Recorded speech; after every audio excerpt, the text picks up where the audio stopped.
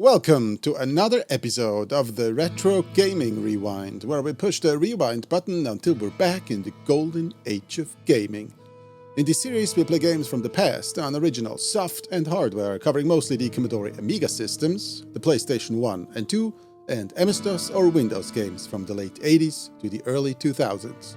I'm your host Dan, and today we'll be playing Diablo on my retro PC. Diablo, launched December 31, 1996 by Blizzard Entertainment, was a genre-defining action RPG that hooked millions with its dark fantasy and addictive gameplay. Crafted by Blizzard North, the game was born from David Brevik's passion for roguelikes like Rogue and Moria. Brevik initially envisioned a turn-based dungeon crawler inspired by his college days modding XCOM and playing ASCII-based RPGs. However, co-founder Max Schaeffer pushed for real-time combat to make it more accessible, a radical pivot that shaped Diablo's frenetic click-to-kill identity. This shift, unconventional in the mid-90s when turn-based RPGs ruled, was a gamble that paid off. Set in the cursed town of Tristram, players ventured into 16 randomly generated dungeon levels to battle Diablo, the Lord of Terror. You choose one of three classes: Warrior, Rogue, or Sorcerer, which determined starting stats, equipment, and initial playstyle. Unlike rigid class systems, Diablo let players freely allocate stat points and learn any spells via tomes regardless of class. This flexibility meant a warrior could master fireballs or a sorcerer wield a sword, although starting biases influenced early builds. This open-ended progression, groundbreaking for its time, gave players freedom to experiment, making every playthrough unique. Diablo's innovation were legion. Its procedurally generated dungeons and loot ensured no two runs were identical, fueling replayability. The randomized item system with prefixes and suffixes, for instance, the godly plate of the whale, created a dopamine-driven loot chase still emulated today. Blizzard's Battle.net platform enabled seamless online co-op and PvP, a technical marvel in 1996 that set the stage for modern multiplayer gaming. Matt Ullman's haunting soundtrack, think eerie chants and plucked strings, paired with grim pixel art visuals and dynamic lighting to craft a suffocatingly immersive gothic vibe. Voice lines like Deckard Cain's "Stay a while" and "Listen" became iconic despite the minimalist story. Blizzard, fresh off of Warcraft 2's success, was a rising star, but risked alienating fans with Diablo's mature horror. Blizzard North, a scrappy team of about 20, faced near cancellation under Condor's parent company. A clutch E3 in 1996 demo saved the project, impressing Blizzard's brass. Development hurdles included a clunky single save slot and multiplayer bugs like item duping, yet Blizzard's polish prevailed. Diablo sold over 2.5 million copies by the year 2000, earning stellar reviews for its atmosphere, replayability, and accessibility. Critics lauded its intuitive mouse-driven controls but noted repetitive combat and a bare-bones plot as drawbacks. Fans embraced the loot grind and modding scene, spawning a cult following. Its influence birthed the Diablo-like genre and inspired Blizzard's later hits. Memorable quirks included the gold as weight mechanic, where too much gold slowed you down, and fan-fueled myths like the non-existent cow level, which was later added in Diablo 2. Fun fact, the Tristram Cathedral's design was inspired by a real church Brevik saw in France, sketched on a napkin during a vacation. Its eerie architecture became the game's visual cornerstone. As usual, I own the big box version of the game, and we're going to inspect it in a most time-consuming fashion. If that is not for you, just click on the timeline below to jump right into the gameplay. And here we have it, the original Diablo big box game. You can see we're a lot more zoomed out today compared to those little jewel case games, which probably have this size here. I can see somebody has been vandalizing this with some weird number, scratched it into the big box. This is not the most pristine version. I bought this on eBay. for, I think, what must have been a somewhat reasonable price. If you want the pristine version, it is going to cost you a lot more. Let's open this up here. And there we have him. Good old Diablo. Final boss of the game. And of all the other Diablos too. This is a screenshot from the gameplay here. Use powerful sorcery to consume creatures of the underworld in full SVGA glory. And what a glory it was. Here we got more screenshots. I think this is from a cutscene here. Feel the terror of a world held in the grasp of the Lord of all evil. This must be one of the later levels. The previous levels were like in some sort of an underground place, and then at some point, obviously, when you get closer to hell, there's lava because everything's burning down there. Over 200 different monsters inhabit Diablo's ever-changing labyrinth.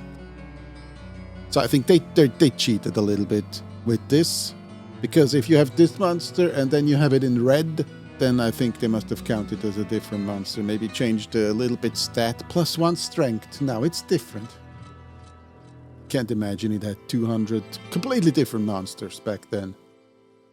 Storm Diablo's halls as either warrior, sorcerer, or rogue, each with unique skills and abilities. Yeah, but it doesn't matter actually, because later you can learn everything, so as I said before, it's more to start out and I think how your character will look. I think if you start out as a mage, for instance, you will always look like this. If you start out as a... Or will you? No, I think you can just put on a metal armor and then you won't look like this anymore. I'm not sure. I think it's just the starting. How you start out. Enter into a world where evil has corrupted the land and shackled humanity into unholy slavery. Vengeance, power, intellect, and magic. These are the tools you will need to battle the Lord of all evil, Diablo. Yeah, I don't think we'll get as far as to battle Diablo today, since this is not a let's play, but we'll play this game as long as it makes sense and is fun to have an extensive look at. So we got, what do we have here? We got more screenshots. Embark, if you dare, on a quest to destroy the Lord of all evil. Compete over the internet with free access to Blizzard's Battle.net. Unite to destroy Diablo. 4 players via internet or network, or play head-to-head via modem or direct link. Yeah. Okay, we don't need to read this. Again, it's pretty much what we already read before. We got a bonus inside. 2 easy ways to get on the internet. Hot diggity dog. You want to tell me I don't have to dial the local university and then telnet into the internet anymore? Wow, the future is amazing. Let's see, what do we have here? This has to be the Windows version. I'm pretty sure because, you know, I installed it on my Windows PC, which we will be playing it on an actual Windows 98 PC with hardware that I bought on eBay and assembled the whole PC on my own. And let me tell you, it's a nightmare to do that. Don't do it. With the whole auto-exec bot and config sys madness. Yeah, good luck and have fun getting your CD-ROM and everything to work. Let's see what's inside. I don't know if this is like complete in the box. It's got like a cardboard box inside, which is kind of irritating.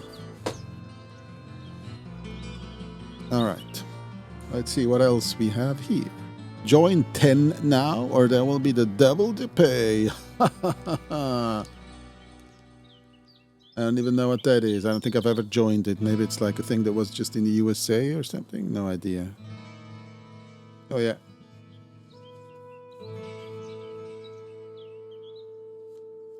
Okay, so we got that. Then Let's get the smaller things out of the way first. This has to be a catalog of Blizzard titles. StarCraft. Diablo, the game that we, they just put this, I guess, in every game, no matter which one it is. Warcraft 2. Expansions. Oh, the first Warcraft. The Battle Chest, I guess this just includes 1 and 2, maybe? Oh, it does.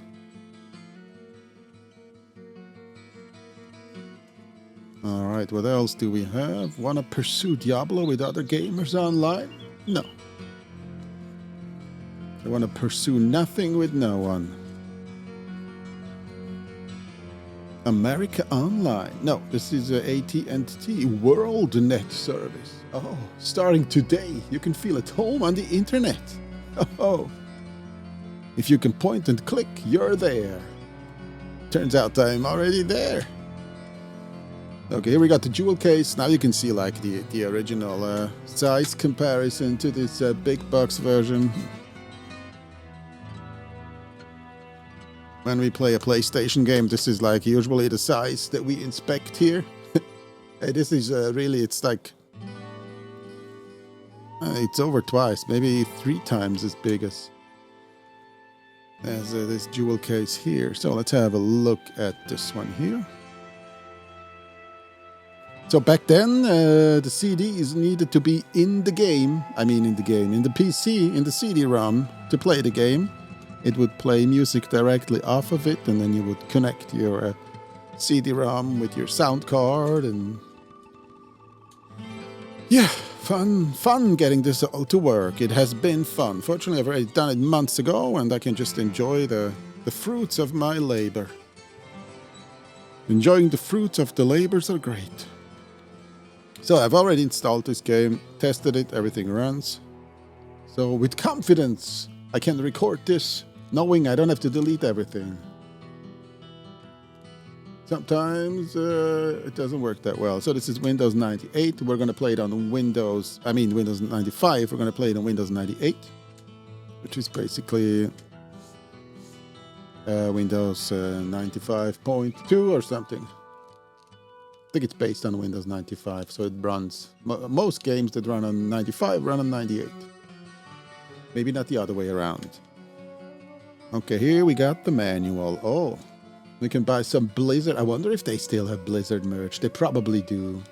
They probably still sell this hat. It wouldn't surprise me if they do. The t-shirt, maybe not. It's a little bit unspectacular. Like this tiny print on the t-shirt, and then it's diagonal as well. And here you can see the flames of hell are already entering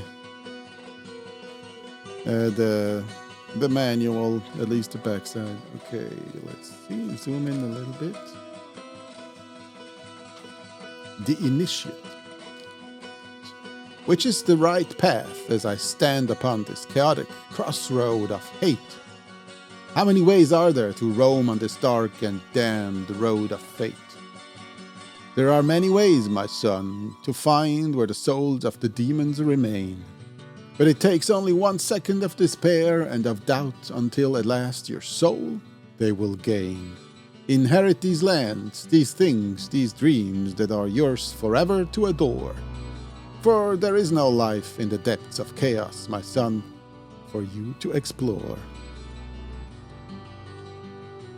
Yeah, whoever that is, I was almost expecting they would write Deckard Cain under it, but I guess no. I'm not that accustomed with the Diablo lore, so no clue who Vincent de Metzen is supposed to be. Okay, we got installation, you don't need that. Technical support, tutorial. The interface. So this is like, there's an endless amount of games that have copied this with the 2 spheres, one with health and one with mana, and then a couple of quick how do you say, quick keys, quick access button combination, shortcuts. There we go. Alright, what else do we have? Oh, here we got this one here. We're gonna have a look at this. In-game. Like real soon. We got strength, magic, dexterity, vitality, points to distribute. I'm still not sure what type of character we're gonna make. I'm thinking either a mage or a wizard warrior. A warrior or a wizard warrior, one of the two. I remember playing the original game with a pure warrior that couldn't do any magic, and then I came across enemies that were immune to melee, and I had to give up. That was fun.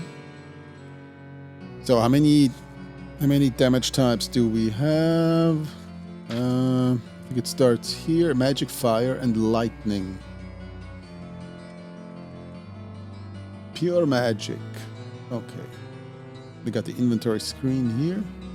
This is also something that has been copied by a billion of other games, something along these lines. But, you know, these inventory screens have already been sort of around for a long time. Not sure about this bottom half, though, with the grid.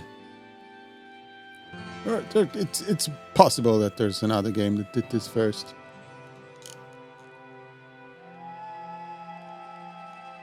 This is the hero screen. Okay, we got the head, the torso. Yeah, I don't think we need any explanation for that. We got the belt, where you have the potions. This is actually not a bad quality manual. We're zoomed in 40% and still looks pretty good. 40%, 40 times. So we got the belt here with the potions. There's stuff, a lot of potions in there, and then I think with the according buttons 1, 2, and whatever, you just drink the potion in the slot. That's also something that has been copied many, many times. Let's see. Let's browse through this here. We don't need to look at everything. Speed, book, color, key, gold. No, we don't need that. Oh, here we go. Normal item, magic item, and unique item. So they didn't have like all the other additional colors that I think Diablo 2 added. It expanded upon this whole loot bonanza.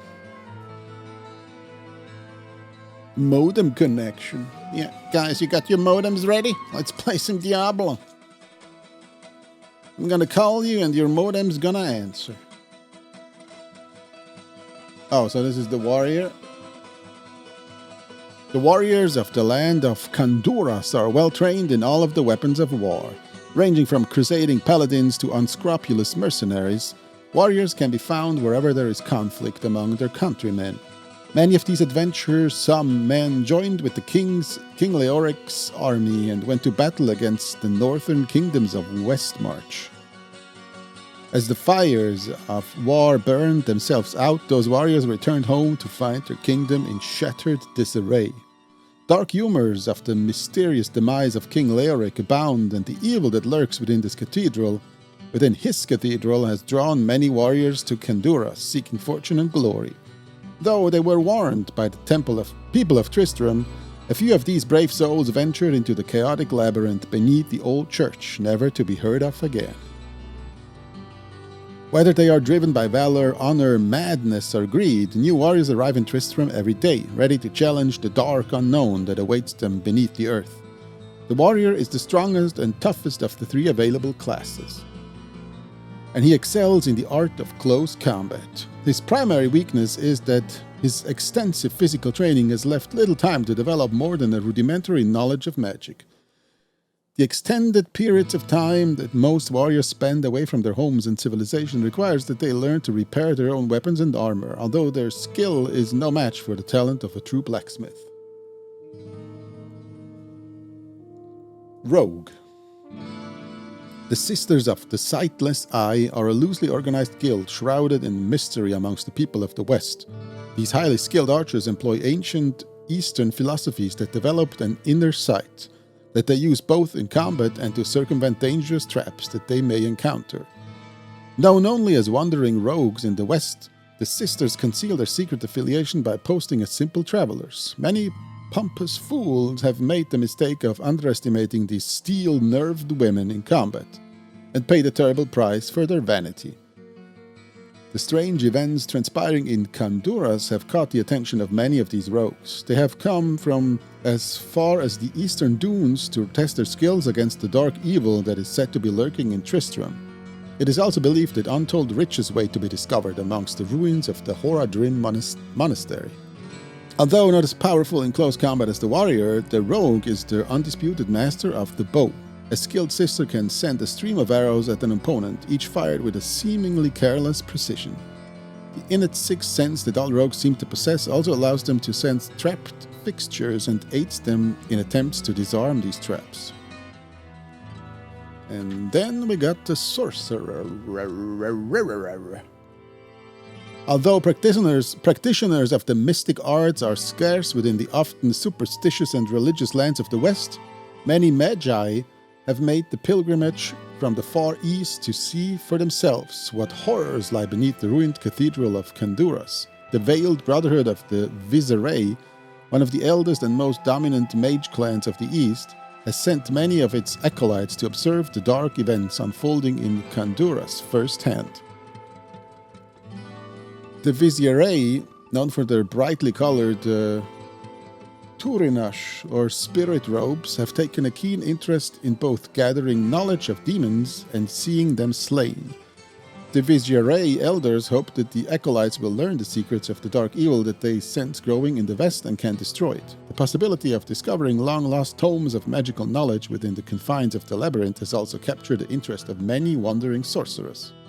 Most magic in Honduras is in the form of enchanted items and elixirs. The Eastern sorcerers have developed a greater understanding of spellcasting than the other classes, and while a Bestiary neonate knows only the simplest of spells to start, he can expect to rapidly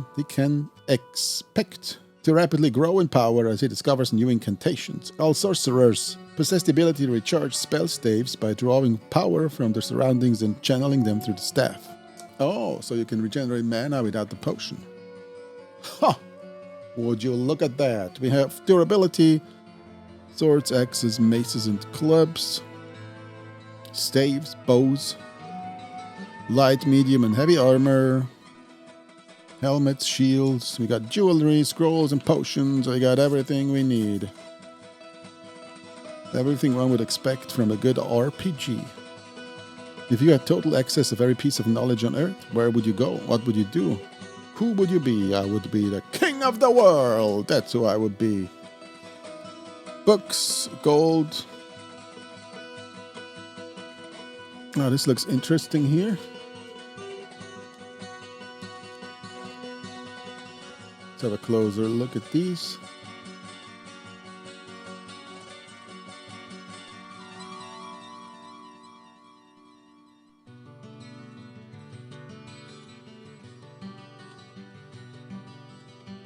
The magic word comes out of the mouth. And then you summoned, turns out you summoned Cthulhu accidentally. You just wanted to make a joke with pretending to cast a spell, but then you cast the actual spell, summoning the Lord of the End of the World. That can happen to the best of us. Alright, let's look at the drawings here. We got the spells. Oh, wait. So we got Firebolt, Inferno, Wall of Fire. I guess this game doesn't have as many spells as the other ones. Diablo 2 and so on. Charged Bolt, Lightning. I think Lightning is a good spell. Fireball is a great spell. Firebolt is a single target spell. We got Holy Bolt. I guess that's good for undead enemies. Or evil enemies.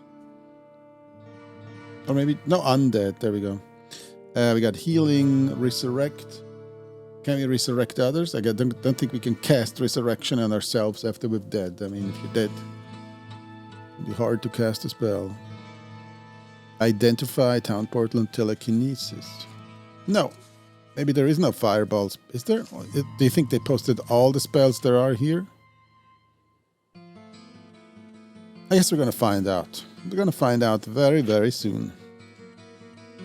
The Bestiary here. Let's zoom in on these atrocities of the demon world. That guy looks just like a goblin. No, with 2 horns. Oh yeah. It looks like, I guess it's sort of a demon. They have those goat creatures too, but I don't think they have them in Diablo 1. So this is just a demon. Just a demon. Mephisto. Oh, there's Mephisto's in this game too. I completely forgot about that. Or maybe he isn't and only his legions are here. Skeletons. Ossium animatum. The animated bone. So I would read more, but I'm about to lose my voice here, so that's got to keep some voice for playing the game actually. Zombies Cibus animatus. Overlord Tyrannus pinguis. The tyrannical penguin. Magma demons. Magma demons. Oh, here we go. Oh, that's like in the lava levels. Yeah, they don't need a head where they're going. I guess that's why they look like that. Now we get depictions of these two. The zombies, the skeletons, magma demons. Baal, the Lord of Destruction. Oh, they only seek the undoing of the universe. So I guess they don't pose any real threats, huh? These are the Baal. So wait, are they categorized in... Oh. So these are like Mephisto's forces. Up to the magma demons. And then we got the Baal forces with fallen ones. Those are like those imps from Diablo 2. Oh, we got the goat man. We actually do got the goat man. They were in Diablo 1 already. The spitting terror. Imagine this is you. Forever a spitting terror crawling around going... That's your punishment for screwing up. And we got a horned demon. So Baal has like more animalistic enemies. And then we got Diablo himself, the Lord of Terror. This is actually a very cool drawing. It's got even hair on the wings. Disgusting. It's disgusting. It's done by Sam Wise. That is a character from Lord of the Rings, by the way. It's Frodo's sidekick. Bilbo is, I think, his uncle or something. We got the Winged Fiends. Scavengers. The Hidden. And Gargoyles. So these are Diablo's creatures. Librarius ex Horadrim. Since the beginning, the forces of light and darkness have engaged in an eternal war, the Great Conflict, whose victor will arise from the apocalyptic ashes to hold sway over all of creation. To this end, the angels of the high heavens adhere to strict militaristic disciplines. Seraphim warriors strike at the enemies of light with swords imbued with righteous wrath and justice. The angels believe that only absolute discipline can properly restore order to the myriad realms, while the demonic denizens of the burning hells hold that absolute chaos is the true nature of all things. The battles of the Great Conflict range across both time and space, often infringing upon the very fabric of reality itself. From the crystal arch at the very heart of the high heavens to the arcane hellforge of the underworld. The warriors of these eternal realms journey to wherever their timeless conflict carries them. The legendary deeds of the heroes of the realms beyond elicit both veneration and insight. The greatest of these heroes was Iswal, lieutenant to the archangel Tyrael and bearer of the angelic runeblade Azur Wrath. He once led a fierce attack upon the Hellforge as the creation of the dark demon blade Shadowfang was nearing completion. His quest was to destroy both wielder and weapon, a change that he was destined to never complete.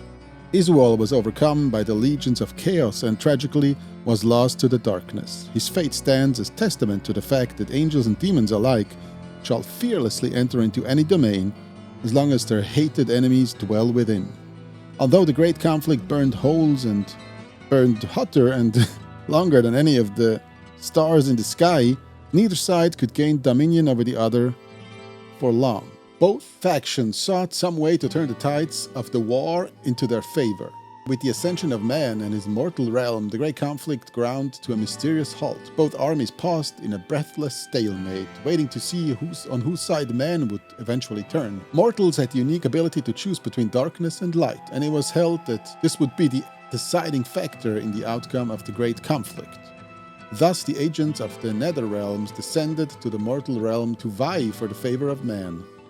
The Sin War. The coming of the great conflict to the mortal realm is known as the Sin War. Angel and demons, disguising themselves while traveling amongst men, attempted to secretly lure mortals to their respective causes. Over time, the forces of darkness discovered that mortals responded much more to brute force than to subtle coercion, and so began to terrorize man into submission. The angels fought to defend humanity against this demonic oppression, but all too often in their austere methods and severe punishments succeeded only in alienating those whom they sought to protect. The violent battles of the Sin War occurred often, but they were seldom witnessed by the prying eyes of man.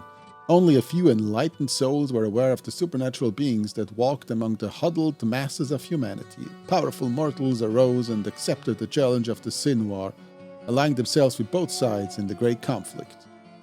The legendary deeds of these great mortal warriors served to earn both the respect and hatred of the netherworlds. Although lesser demons kneeled before those possessing power and strength, they also cursed the very existence of mortal men. Many of these fiends believed that the deadlock brought about by the emergence of man was a perverse offense to their higher role in the great scheme of things. This jealousy of man led to harsh, atrocious acts of violence by the demons against the mortal realm. Some men learned of this deep hatred and used it against the denizens of the underworld. One such mortal, Horadrim the Summoner, delighted in summoning demons and then breaking them to his will.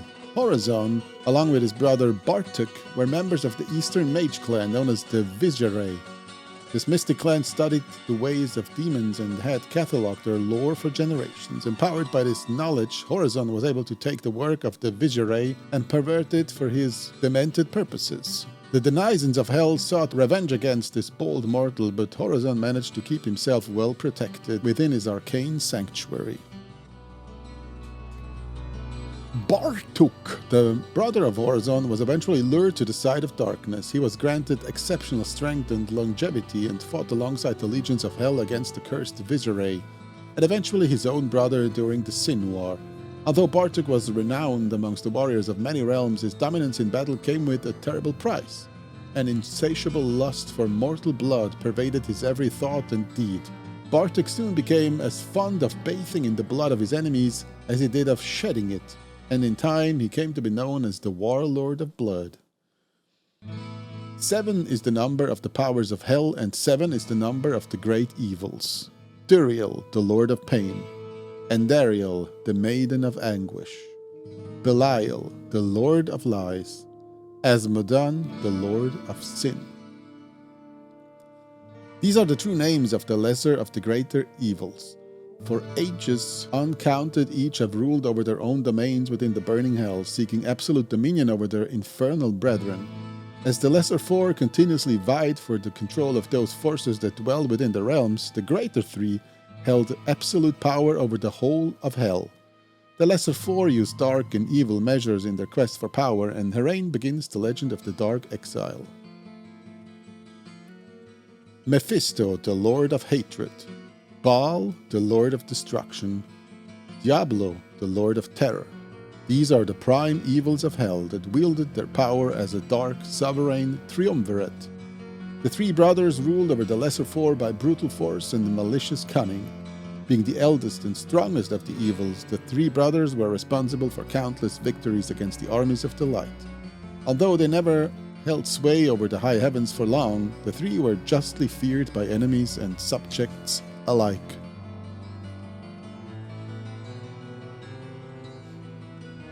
With the ascension of man and the subsequent standstill of the great conflict, the three brothers began to devote their energies to the perversion of mortal souls. The three realized that man was the key to victory in the war against heaven, and thus altered the rigid agendum that they had propagated since the beginning.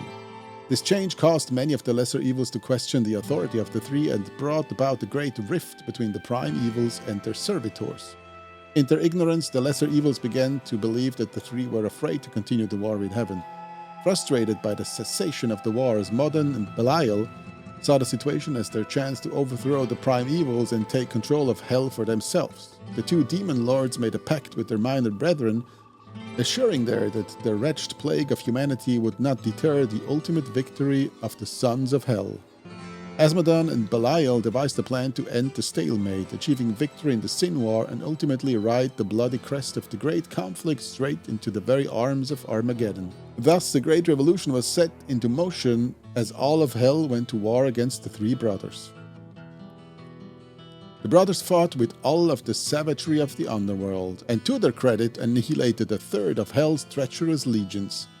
In the end, however, they were overcome by the horned death led by the traitors Asmodon and Belial. The prime evils, weakened and bodiless, were banished to the mortal realm, where Asmodon hoped that they would remain trapped forever. Asmodon believed with the three set loose upon humanity, the angels would be forced to turn their focus upon the mortal plane, thus leaving the gates of heaven abandoned and defenseless. Those few demons who still pledged allegiance to the three brothers fled the wrath of Asmodon and Belial, escaping to the realm of man to seek out their lost masters. As the war fires died out upon the battlefields of hell, Asmodon and Belial began to argue over which of them held higher authority. The pact that they had made quickly fell to ashes, and the two demon lords took up arms against each other. The legions of hell that had remained were polarized behind either warlord, launching themselves into a bloody civil war that has lasted up to this day. The binding of the three. In ancient days, before the rise of the Western empires, the dark and terrible entities known as the Three Evils were exiled to the world of men. These eternal entities wandered throughout the waking world and fed upon the lusts of men, leaving chaos and attrition in their wake. The evils turned further against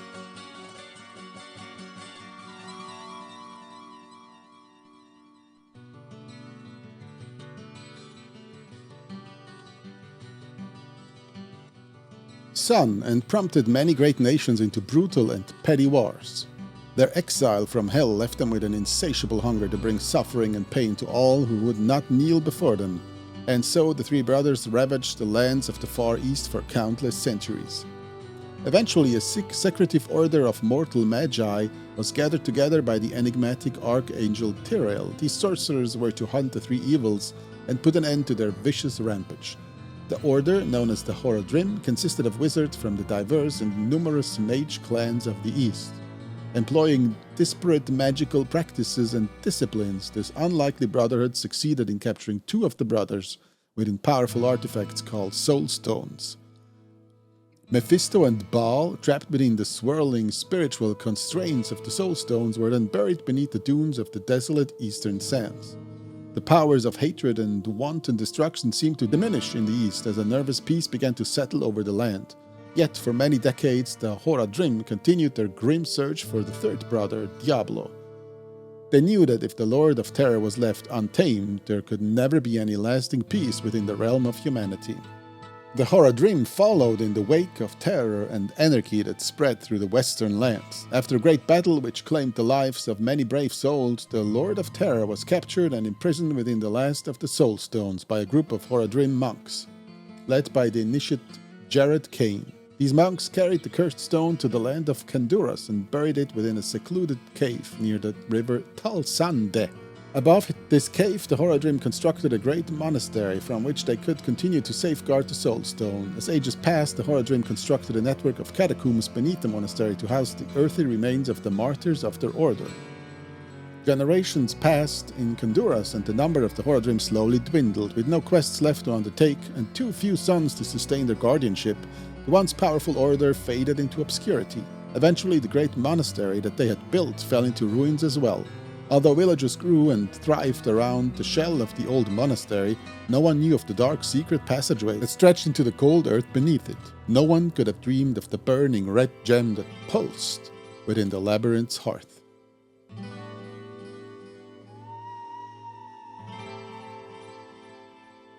Here we got another image. The Madness of the Black King.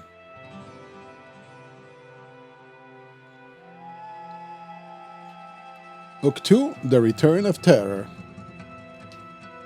The lands of Kandurus. Years after the last of the Horadrim had died, a great and prosperous society grew in the lands of the West. As time wore on, many eastern pilgrims settled in the land surrounding Kandurus and soon established a small, self-contained kingdom. A few of these kingdoms bickered with Kandurus over holdings of property or routes of trade. These squabbles did little to upset the lasting peace of the West, and the great northern kingdom of Westmarch proved to be a strong ally of Kandurus, as the two lands steadily engaged in ventures of barter and commerce. During this time, a bold new religion of the light known as Zakarum began to spread through the kingdoms of Westmarch and into many of its northern principalities. Zakarum, founded in the Far East, implored followers to enter into the light and forsake the darkness that lurked within their souls. The people of Westmarch adopted the statues of Zakarum as their sacred mission in the world. Westmarch began to turn towards its neighbors, expecting them to embrace this new beginning as well. Tensions rose between the kingdoms of Westmarch and Kandurus, and the priests of Zakarum began to preach their foreign dogma whether they were welcomed or not. It was then that the great northern lord Leoric came unto the lands of Kandurus and in the name of Zakarum declared himself king. Leoric was a deeply religious man and had brought many knights and priests with him that comprised the Order of the Light. Leoric and his trusted advisor, the Archbishop Lazarus, made their way to the city of Tristram. Leoric appropriated the ancient decrepit monastery on the outskirts of the town for his seat of power and renovated it to match his time-lost glory. Although the free people of Kandurus were not pleased with being placed under the sudden rule of a foreign king, Leoric served them with justice and might. Eventually, the people of Kandurus grew to respect the kind Leoric, sensing that he sought only to guide and protect them against the oppression of darkness. The Awakening.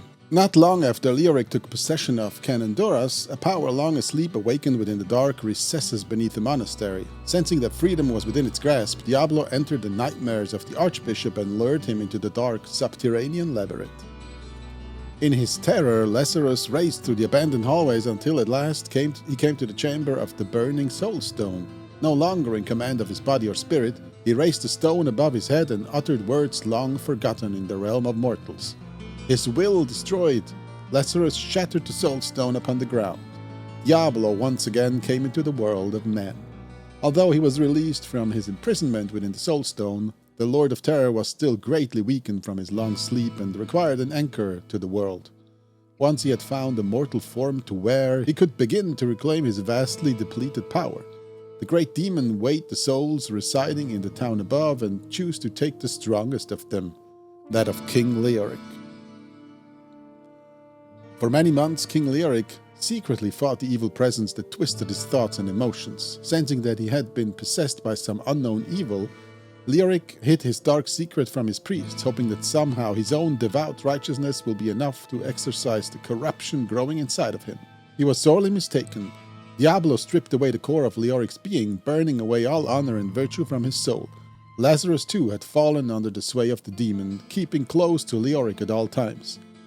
Lazarus worked to conceal the plans of his new master from the Order of Light, hoping that the demon's power would grow, well concealed amongst the servants of Zakarum. The priests of Zakarum and the citizenry of Kandurus recognized the disturbing change within their liege. His once proud and rugged form became distorted and deformed. King Leoric became increasingly deranged and ordered immediate executions of any who dared to question his methods or authority. Leoric began to send his knights to other villages to bully their townspeople into submission. The people of Kandurus, who had once grown to see great honor in their ruler, began to call Leoric the Black King.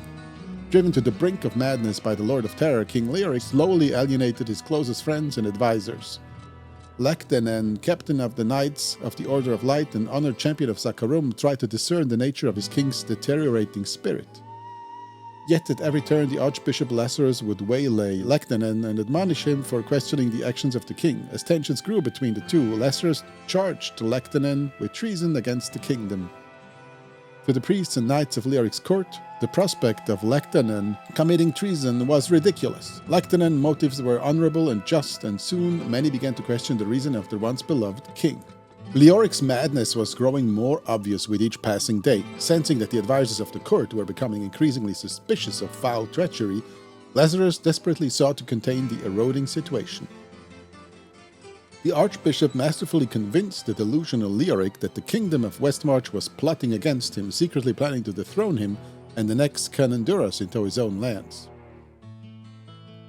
Leoric flew into a rage and summoned his advisors to his side. Manipulated by the Archbishop, the paranoid king declared a state of war between the kingdoms of Cananduras and Westmarch. Leoric ignored the warnings and admonishments of his advisors, and the royal army of Cananduras was ordered to the north to engage in a war that they did not believe in. Linden was appointed by Lazarus to lead the armies of Cananduras into Westmarch. Although Linden argued against the necessity of the coming conflict, he was honor-bound to uphold the will of his king. Many of the high priests and officials were forced to travel to the north as emissaries on errands of diplomatic urgency as well. The desperate ploy of Lazarus had succeeded in sending many of the king's more troublesome advisors to their certain deaths. The darkening of Tristram. The absence of prying advisors and inquisitive priests left Diablo free to assume total control over the king's battered soul. As the Lord of Terror attempted to strengthen his hold upon the maddened king, he found that the lingering spirit of Leoric fought with him still. Although the control over Leoric that Diablo held was formidable, the demon knew that in his weakened state he could never take complete possession of his soul, as long as a glimmer of his will remained. The demon lord sought a fresh and innocent host upon which to build his terror. The demon relinquished his control over Leoric, but the king's soul was left corrupted and his mind crazed. Diablo began to search through Cananduras for the perfect vessel to act as his focus, and found such a soul easily within his reach. Enjoyed by his dark master, Lazarus kidnapped Albrecht, the only son of Leoric, and dragged the terrified youth down into the blackness of the labyrinth. Flooding the boy's defenseless mind with the essence of pure terror, Diablo easily took possession of the young Albrecht. Pain and fire raced through the child's soul, hideous laughter filled his head and clouded his thoughts. Paralyzed with fear, Albrecht felt the presence of Diablo within his mind as it seemed to push him down, deeper and deeper into the madness and oblivion. Diablo gazed upon his surroundings through the eyes of the young prince. A lustful hunger tortured the demon after this frustrating bout for control over Leoric, but the nightmares of the boy provided ample substance to sate him. Reaching deep into Albrecht's subconscious, Diablo ripped the greatest fears of the child's mind from their hiding places and gave them breath.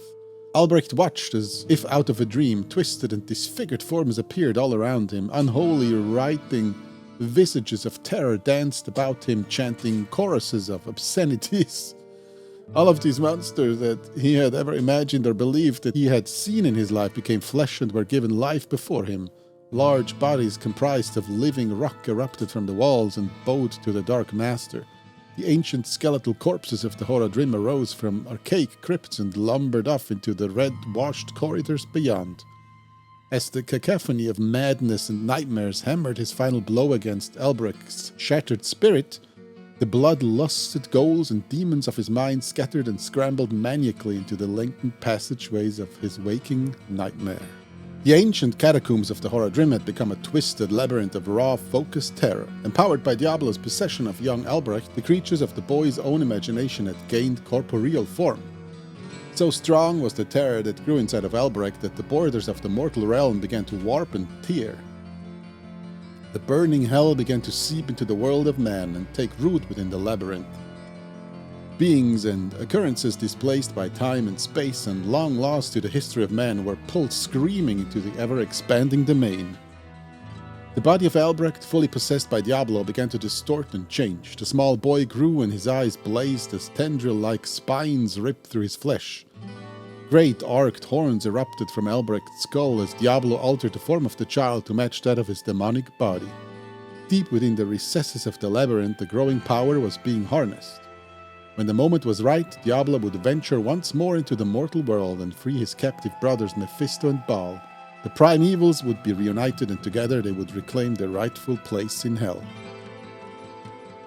The fall of the Black King. The war against the zealous armies of Westmarch ended with a horrible slaughter. With the army of Cananduras ripped to shreds by the superior numbers and defensive positions of Westmarch, Lactanan quickly gathered together those who were not captured or killed and ordered a retreat back to the safety of Cananduras. They returned to find the town of Tristram in shambles.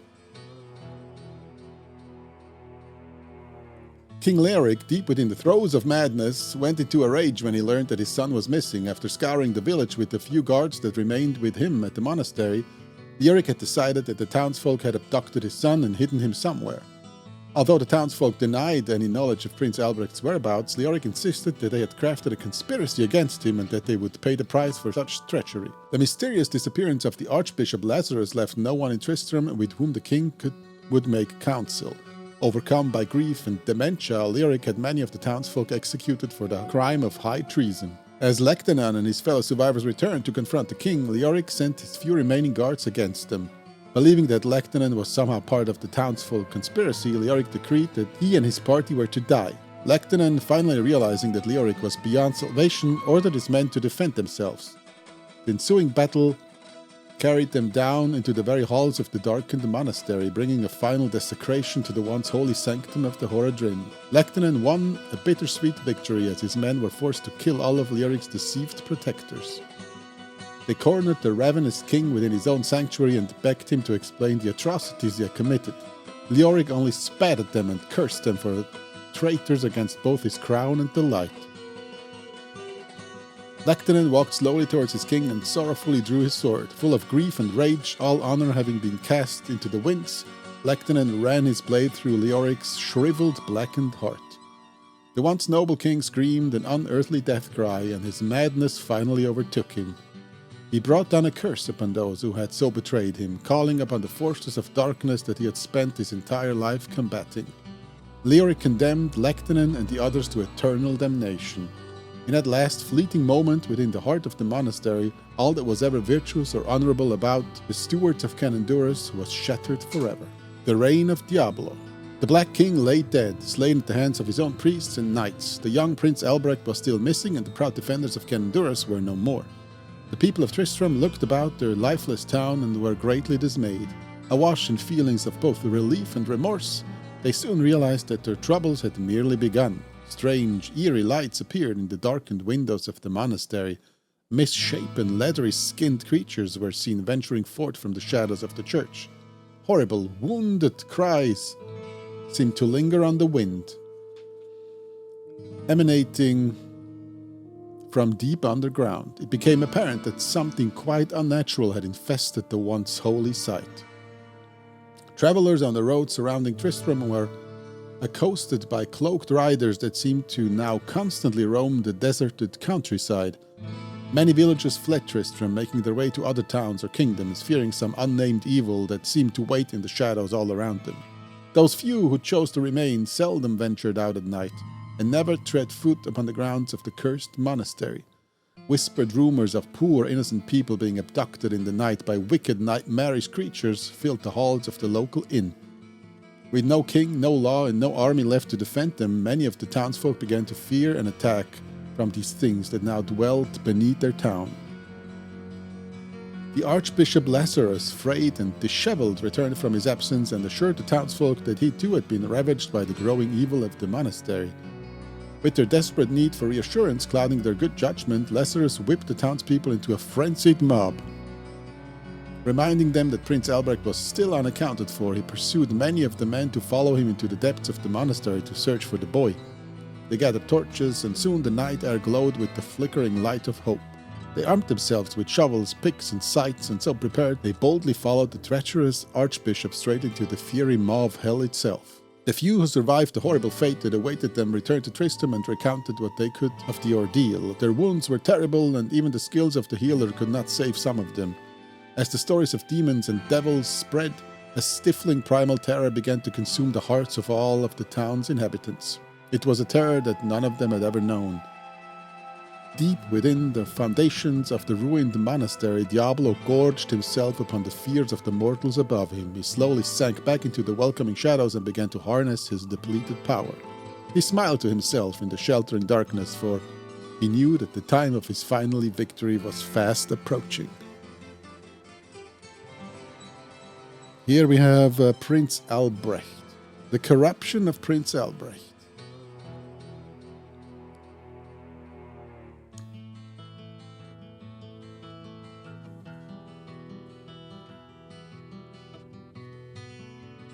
And this one here is untitled.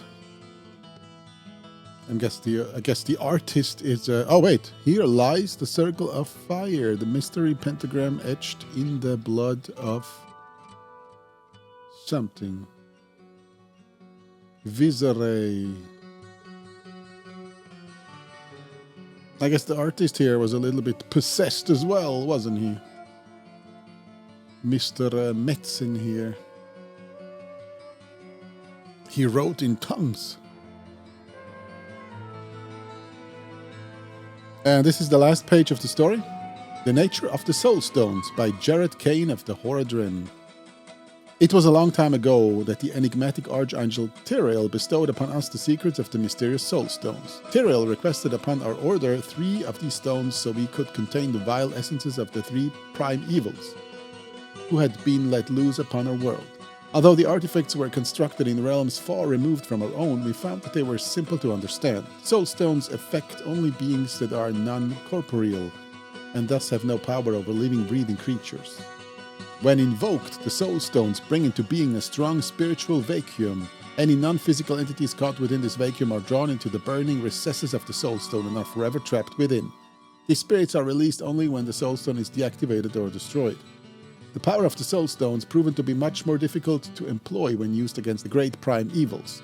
Voraciously disposed to possessing helpless mortals, the 3 brothers found that they were immune to the effects of the stones while occupying human souls. Sadly, we were forced to hunt down and kill the innocent victims of the prime evil so that their demonic essences could be subject to the effects of the soul stones. Mephisto and Diablo, once found, were easily lured into the soul stones. The capture of their brother Baal, however, became complicated when the soul stone was to be his eternal prison was shattered and fragmented. We found that while the shards still held the power to lure the demon to them, they could not properly contain it. Tal Rasha, a fellow initiate who has been since immortalized in Horadrim lore, theorized that a mortal of strong will might be able to contain Baal within his own mortal soul. This sacrifice meant that the essence of any mortal or so chosen would be forever tortured while locked in eternal conflict with the enthralled demon.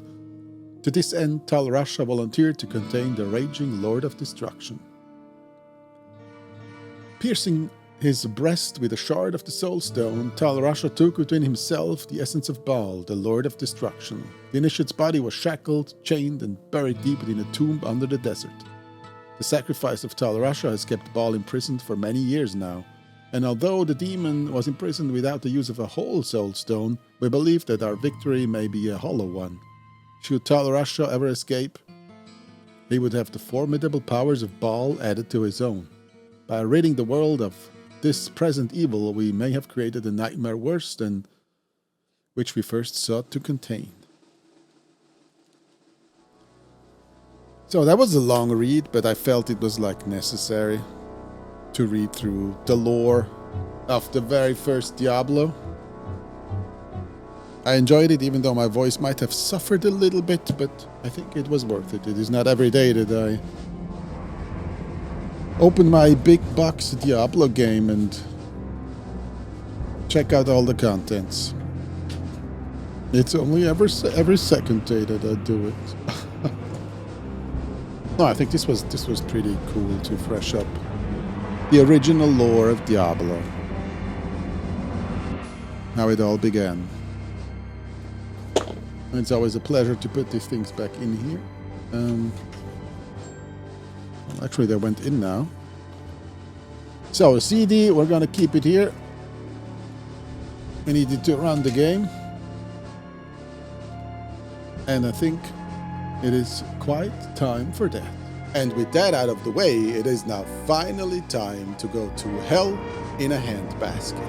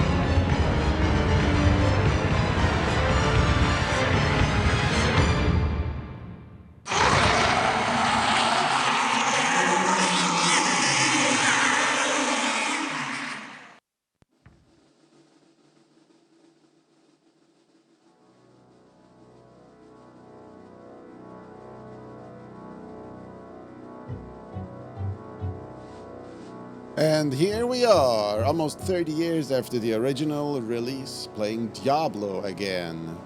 An original, soft, and hardware. Which class do we choose? We will choose a warrior. We can later learn whatever we want, but I think warrior is going to be the easiest choice, where we can just walk up to things and beat them until they're dead. And then later, I guess we're gonna add some magic.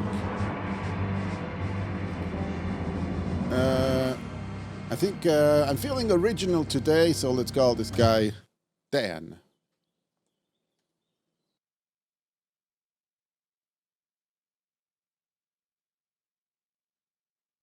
I know it's a little bit a risky name choice. I have to get used to it first. It's not that I had my whole life to get used to it. So, I don't have a spell ready. I'm not sure if there is sprinting actually, so I don't think there was. Farnham the Drunk. And a fellow drinking geese? I like Pepper. He really tries, you know. Listen here, you should make sure you get to know him. Good fellow like that with people always wanting help. Hey, I guess I'd be kind of like you, hero. I was a hero too, you know. Yeah, now he's a hero of the alcohol. So this game has absolute minimalistic story. But I'm glad it's got those, it's got the dialogue. I think there is a way to open the map. No auto map available in town. And it is also night, that's why we can't see so well. Oh wait, that's the blacksmith. Griswold, I think he's I think he dies in Diablo, what is it, 3 and turns into Oh, what can I do for you? fortunately a demon or something. Your weapons and armor will show the signs of your struggles against the darkness.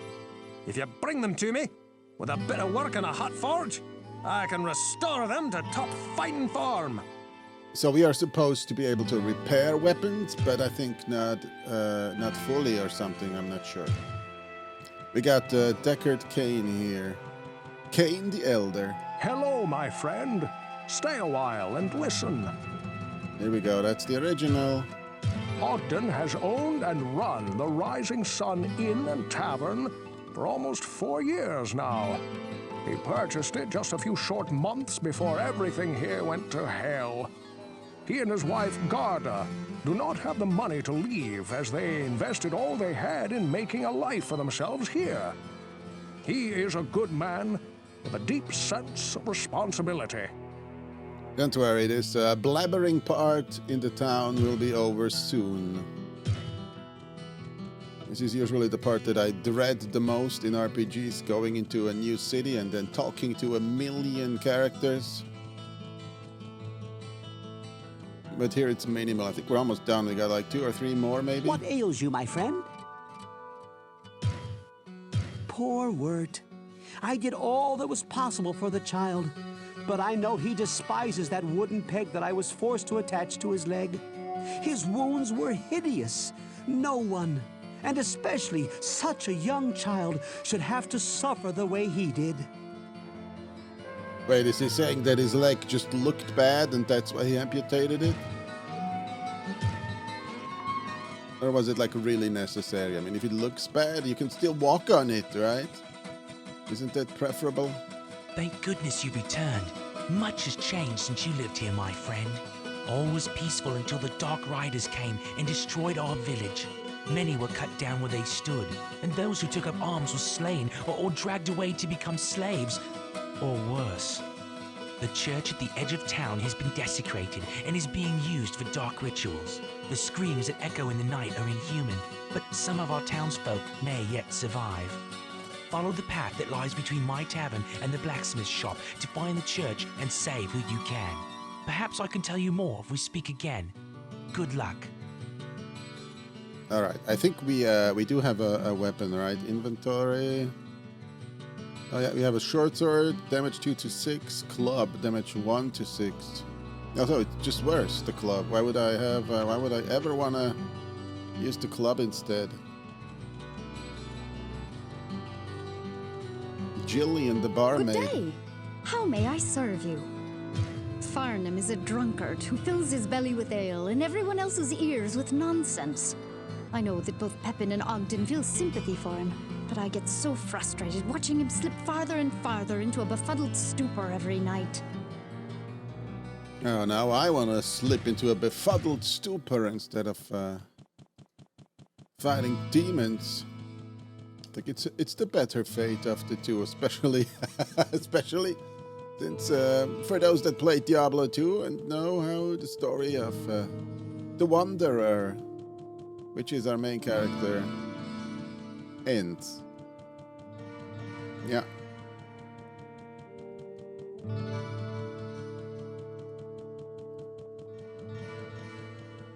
So Diablo 2 improved a lot upon this game here. It is still my favorite Diablo. This one is the first one that started it all and already had basically it laid the groundwork for what later became to be Diablo 2. I sense a soul in search of answers. Let's see what she has to say. The greatest power is often the shortest lived. You may find ancient words of power written upon scrolls of parchment. The strength of these scrolls lies in the ability of either apprentice or adept to cast them with equal ability. Their weakness is that they must first be read aloud and can never be kept at the ready in your mind. Know also that these scrolls can be read but once, so use them with care. So basically what she is saying, if we find a scroll, then we can cast a spell off of a scroll, but we can't memorize it. But if we find a tome, that is for memorizing spells, which means that we would probably have to have... Yeah, unfortunately we're a buffoon with only 10 intelligence. We're gonna need a certain amount of intelligence to learn the spells, obviously, which we're gonna increase over time. We're gonna put, I think, most points into strength, magic, and vitality, and dexterity. So we're gonna put the most points into everything. No, we're gonna put the least points into dexterity, I think. Some weapons, I think, at least in Diablo 2, require strength and dexterity. Oh, here's the church. Alright, let's go in for the Sunday prayer. Sweet Lord, your words today were sweet and sour. And that's why I had a sweet and sour chicken in celebration. This leaves the village, right? I think I have to go to the church first. I'm not sure if... yeah, I mean, I haven't played this game in a very long time. I think it has a little bit screen tearing, as you can see. If I remember correctly, a couple of months ago I played it, or I tested it when I already thought about making this video on Steam, and it has the same issues.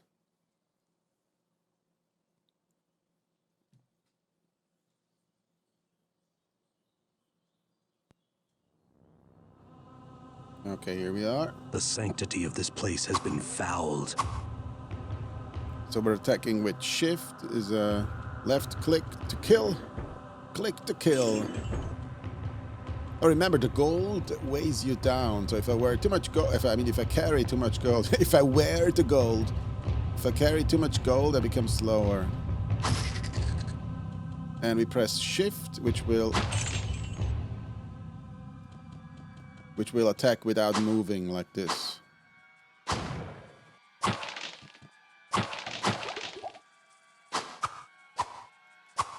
Oh, I can't just keep the button clicked. Wait, if I click once, this happens. Oh, God. Sweet Lord. So now, normally, I think... oh, we got the auto map. I would walk around with the auto map open and... well, let's explore down here first. Is this like here? Is this the exit? To the lower level, maybe? Or just the door? I guess it's maybe just the door.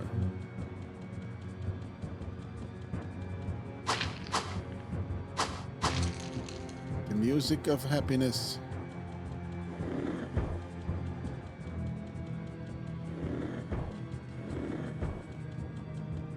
So I said it before. For those that watch me playing on my retro PC for the very first time. This here is a wireless mouse and keyboard from, I think, 1999. This is not some fancy new stuff. It's like 25 years old. It still counts as a hardware from the 90s. Unfortunately, it's a little bit discolored.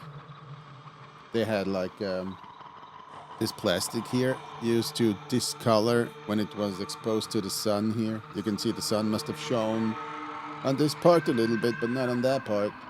So it looks like it's dirty, but it's not dirty. Yeah, it is unfortunate. And then they stopped making everything out of gray plastic at some point. It switched to black. Even the computers and everything. Okay, we got some nasty screen tearing going on. Was that a trap? No.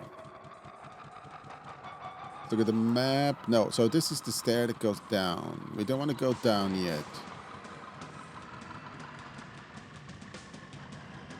Actually, I'm not sure if Diablo has screen tearing if you play it. I think you can play it, you have to play it on Battle.net. Which I would recommend doing. Don't play it on your retro PC. It's not very convenient.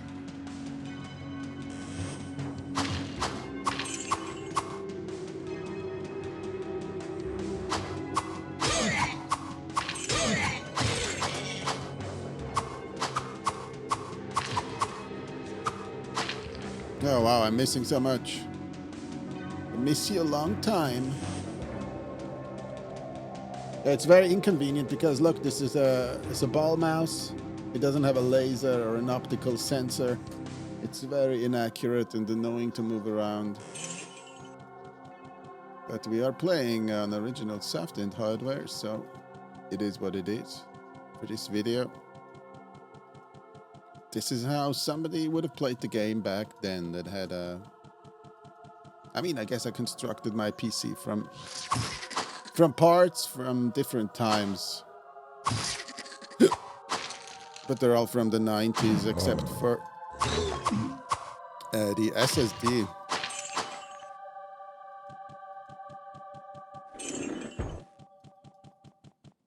That I used through an adapter, and I downloaded some drivers for Windows 98. So I can use USB sticks as basically like hard disks. Oh, I found a sword. I found a mini dagger that's worse than what I... Why is this everything red? Durability low, durability... Why is this red? This is red, but it's got the maximum durability. So red is just when you equip it, it's red. Guess that's what it is. So this is a game that I wanted to play through for a long time. I wanted to finish, but I don't think I'm going to finish it on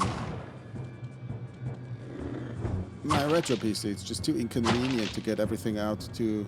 If you want to play it for a little bit and then do something else.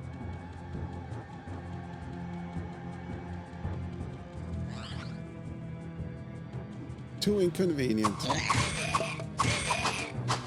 We haven't healed yet, by the way. Have I leveled up?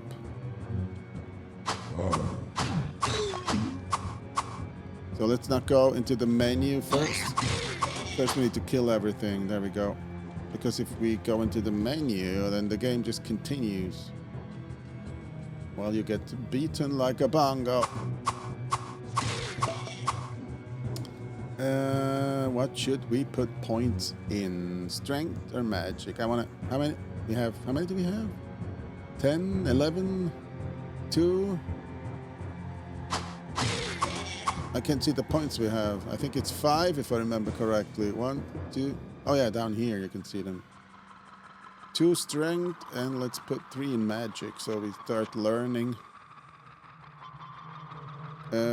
C, okay. Character screen.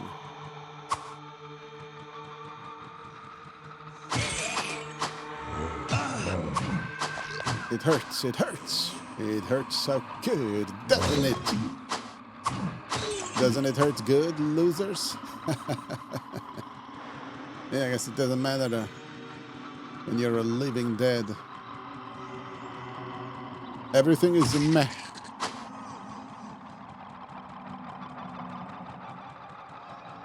So we're gonna fully explore this level before we take the stairs down.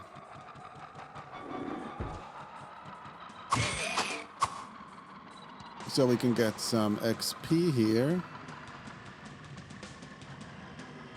And don't suddenly get overwhelmed by too powerful enemies. I love how they stagger and interrupt my attacks. Oh, a helmet. Did I say a helmet? I mean a crappy leather cap. I don't have a spell ready. Oh wow, that was a trap. That was a trap. You open the door and you get an arrow in the butt. Huh. Okay, so we go back down here. Oh, we have to go all the way around to open this door and see what's in here. Probably a room and not much more. Oh no, we can see what's here too. Enemies. So this is the behavior they had in Diablo 2 as well. The little, I don't know how they're called. The Fallen. They look like goblins with horns. When you kill one of them, they all run away for a little bit. And these here's... Oh. A small axe. Well, am I glad it's small. 2 to 10 damage, not identified.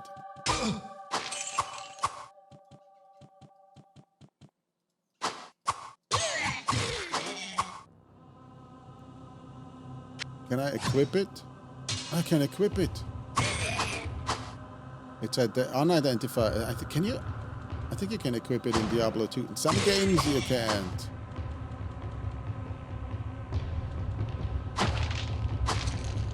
Oh, this is better. I like this better. We lose some armor.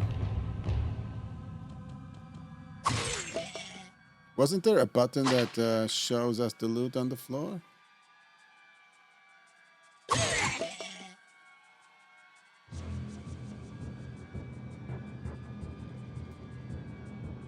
I'm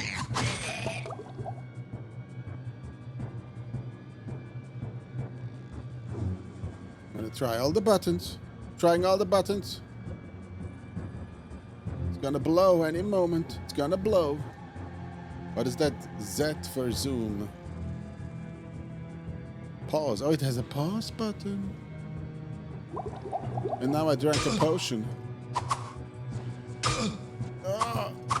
Oh yeah, keep missing. That's great. I have less armor because of the two-handed axe. So when we miss... Thank you. Wow, I think we need more... we definitely need more strength. Book of Firebolt. We can't learn it. We need 15 magic. I think we got 13. We can almost learn it. Next level, we're gonna learn the Firebolt.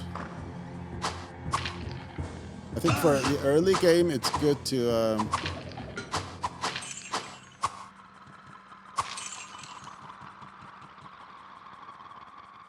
it's good. It's very good. Very, very good. No, in the... oh, Rags, Armor 6. This is better.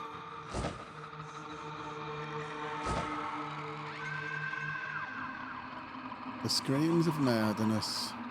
I feel right at home there. What I wanted to say is, in the first levels, I think it's good if we...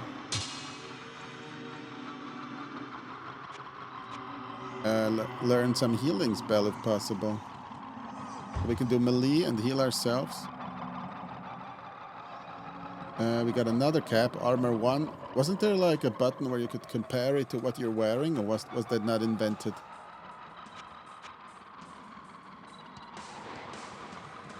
Yeah, this is so irritating, playing the first Diablo game where some of the, you know, staple of mechanics that you get in these action RPGs just aren't there. They were invented in Diablo 2 probably.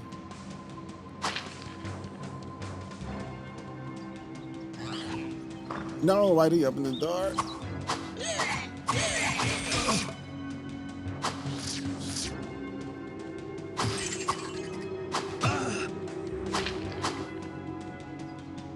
I'm gonna kill that guy. Where do you think you're going, huh?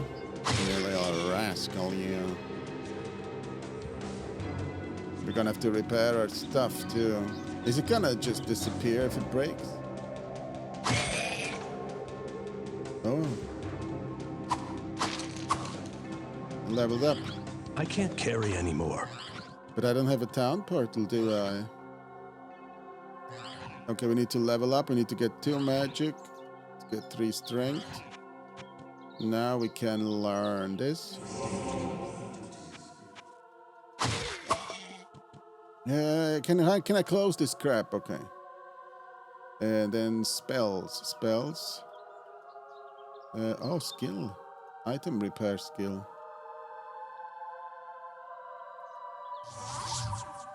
Did I repair it?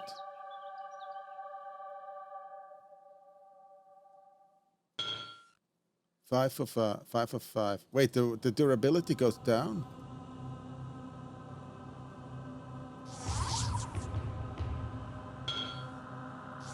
Oh, okay. It went down by 4. That is cray. So the smith repairs it and it doesn't go down. And if I repair it, it goes down. How can I get rid of this crap here? There we go. Okay, we learned something. Not much, but something.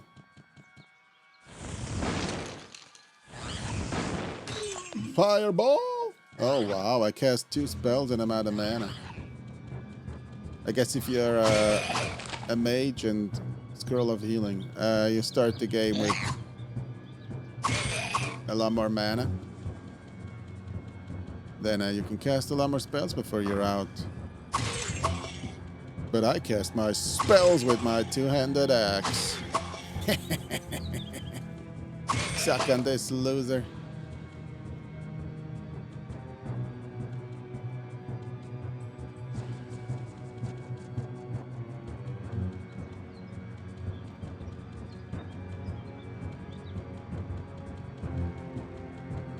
Yeah, unfortunately, the Diablo series, I think every sequel after 2, it got worse. It just got worse until, which was the last one? Diablo 4, which was so much, I have the feeling that it had an insane amount of cut and paste stuff in it, where you just repeat the dungeons over and over and you look for the loot. And the story was, It was nothing compared to Diablo 2. That is just the best story by far, best atmosphere, best everything. Maybe not best everything, but best almost everything. I gotta pawn some of this stuff. The cloak.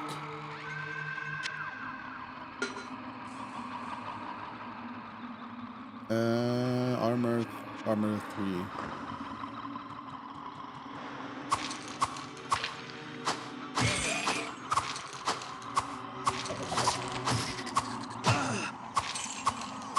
Wasn't there a button where I can see all the loot on the floor?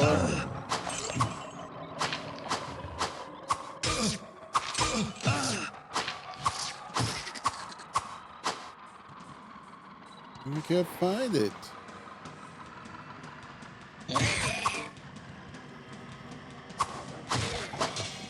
You got a dagger. They're dropping so much stuff. A buckler. Buckle up, Buttercup. I got a buckler for you.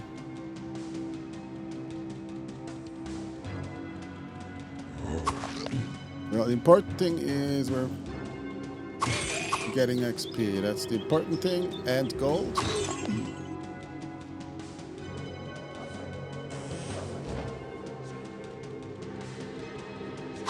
Yo, what's up, loser?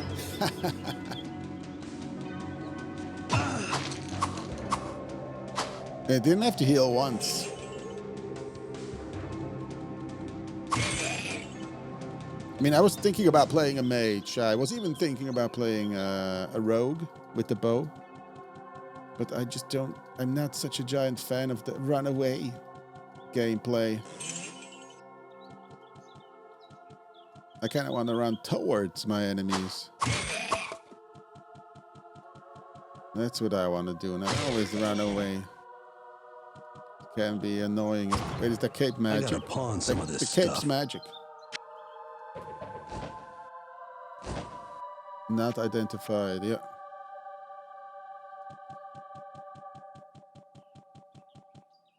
That is the door. So we have to go. Oh, scroll off. Identify. So isn't there a menu? Options. Doesn't this game have the keybinds somewhere?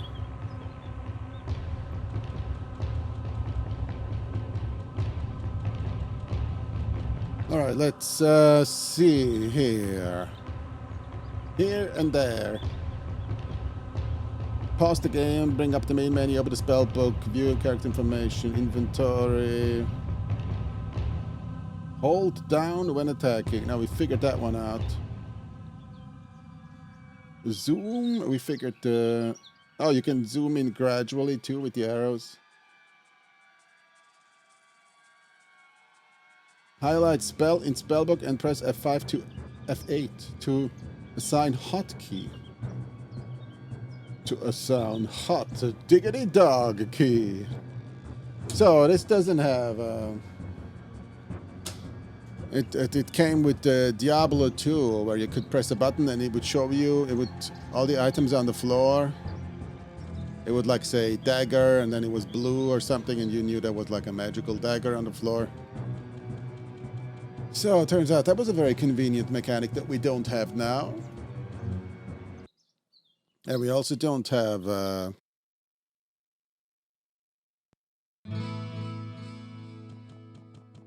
what was I gonna say?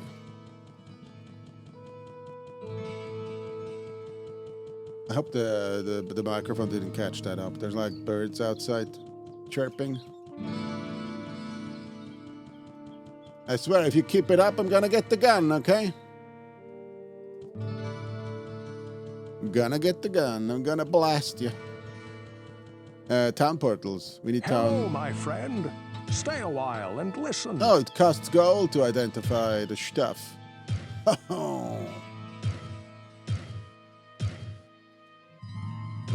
Half of my money to identify. And I had a scroll too. I could have just used the scroll, but Well, what can I do for you? but crap. You know, but crap. Durability, armor 1. I wanna have armor, not more health. On the armor. 3 armor, a cap, and we're gonna keep the axe. We're gonna sell everything else. It's just so irritating. Well, what can I do for you? I keep pressing space, but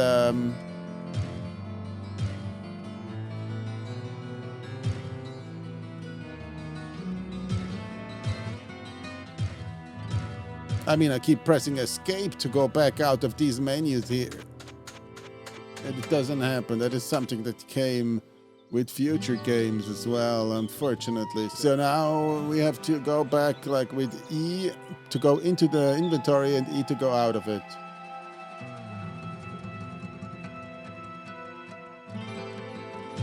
Repair. Do we need to repair? 11 out of 12. 4. We repair fine rags. They're about to break down. You know what? Screw it. Let's repair this. And let's buy a town portal. I think we have to buy it from... No automap available from... is she the witch or is she called the witch in Diablo 2?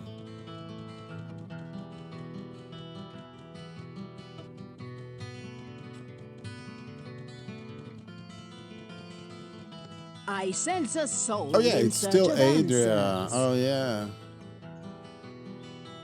Oh yeah. I remembered what happens to her in Diablo 3.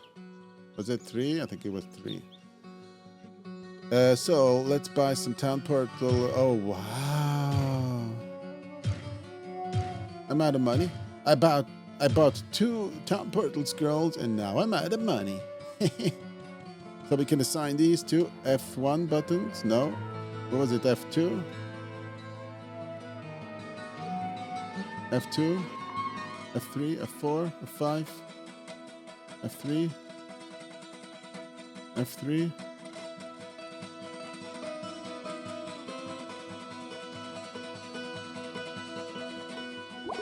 Oh God, oh God, it's a nightmare.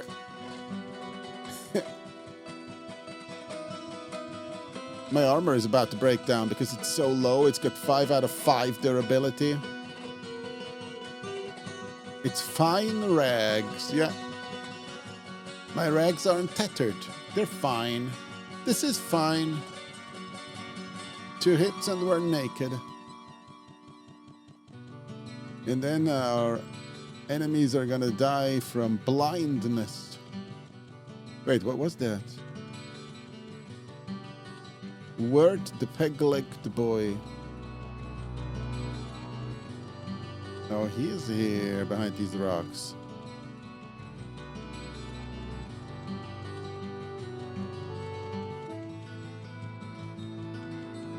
Psst, over here.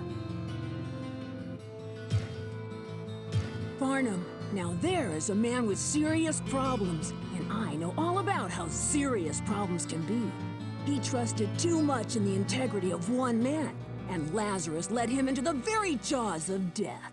Oh, I know what it's like down there, so don't even start telling me about your plans to destroy the evil that dwells in that labyrinth. Just watch your legs. Okay, kid. I have something for sale, but it will cost 50 gold to just take a look. Is he like the gambling character from Diablo 2 or something? Where you don't know what it is, and then you have to pay money, and maybe it's crap, maybe it's good, and then you can buy it. I don't have enough money to buy anything, so... We're keeping those 50 gold. Wait, doesn't the gold slow me down? I think it does, right? But... I don't have any gold, so... So that's a problem we won't have. Too much money. Am I glad we won't have that problem?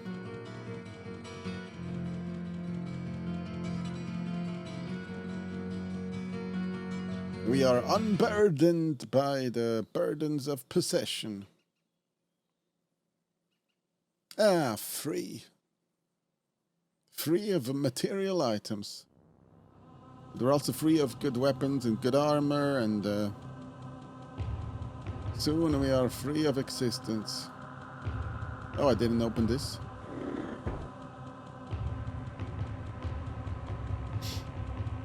Okay, here's the stair. Level 2. We got 2 scrolls of... So, how much does it have? 16 levels, right? We got 2 scrolls of town portal to teleport back, so we don't have to go this way again.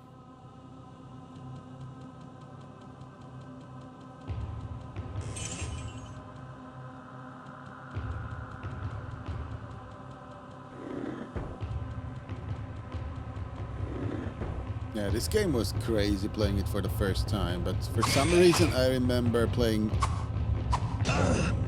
Diablo 2 much better.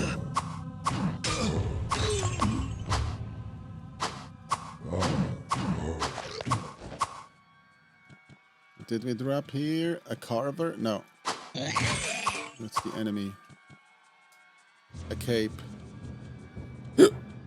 Maybe we'll come to a point where we just have to... we're only picking up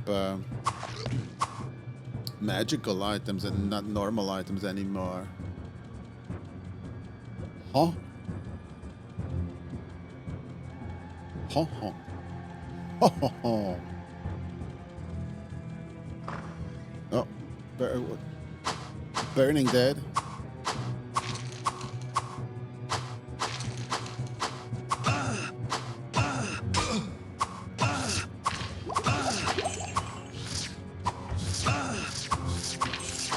Stop it, you piece of work. So we used our first potion in that fight. Turns out you don't want to be... Yeah, you close the door behind you, you idiot! This has turned into a slapstick comedy here.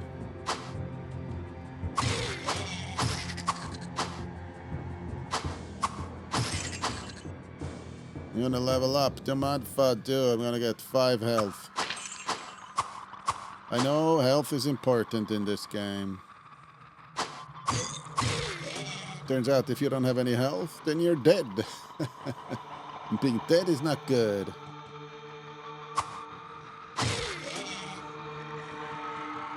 I think in this game, if you die, you will start naked in Tristram in the city. And then you have to go back here, get your stuff. And if you're unlucky, it's being camped by powerful enemies. And you have to get there while naked with no weapons. And they will keep you, kill you over and over and over and over and over again.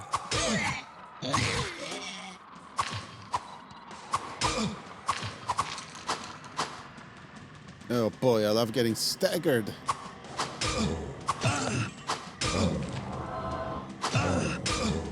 Did I press 6? You should have drank the potion. Oh.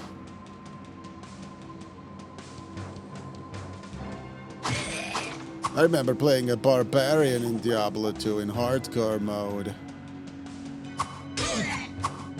With a whirlwind and life leech and everything. It was going so well. And then I was like in the middle of a horde. And you know, the barbarian was like... I basically sustained myself by hitting enemies. Draining their lives as I attacked. Because my life would go down fast, and then my attacks would heal me up because of the life leech and the fast attacks from the whirlwind. And then I remember... And I bet that had some... we gotta be careful now.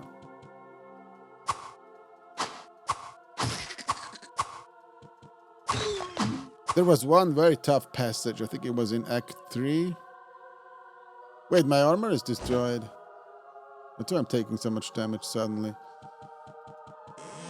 For barbarians, it had suddenly, I think, exploding enemies. So you whirlwind into a group of those little guys, and they all explode, and you're instantly dead. Yeah, fun times. And then I restarted it in hardcore mode. And that was the last time I seriously played it in hardcore mode. Wow, the little guy kills us single-handedly, basically, almost. Kinda, sorta, maybe not. And then I remember I was just whirling through large groups of enemies. That was going really well until I got suddenly disconnected. Yeah. Then I reconnected and my character was dead and deleted.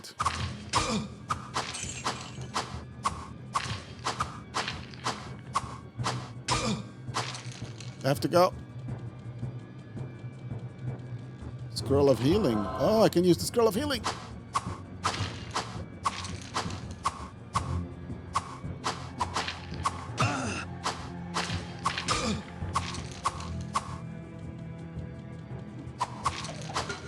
Got him. And my helmet is also destroyed, and my armor is destroyed again. God. Oh, sweet Lord. Are we made out of cardboard? Everything's made out of cardboard here. So wait, what did it say in the manual? It said something about quick buttoning, quick keying the stuff here. Highlight spell in spellbook and press F5 to F8. Oh, F5 to F8. Spellbook. F5. It's highlighted. I pressed F5. F5, F6. Nothing happens. I don't know what I'm doing wrong. This is the spellbook, right? F5, F6, 7, F8.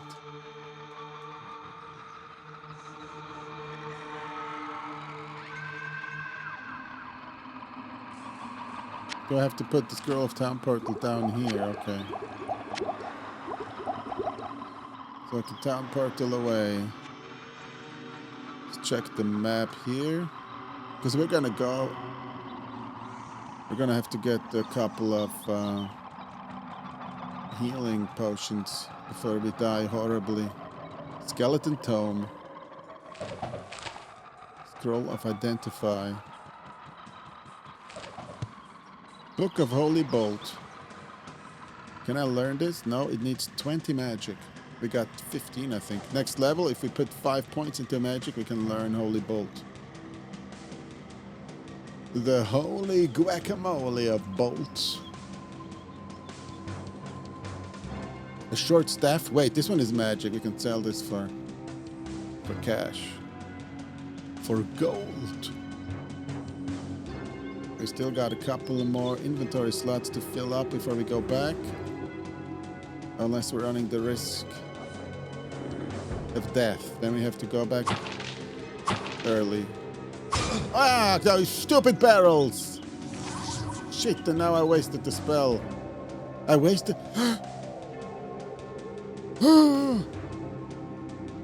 what? Oh, here, identify.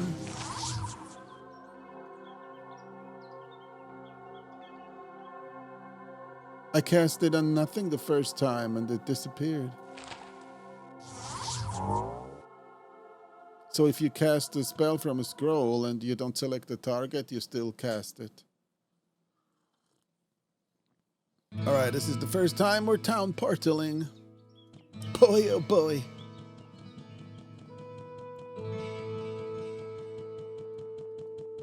I just town portaled. The Falcon. Requires 30 strength, 4 to 8 damage.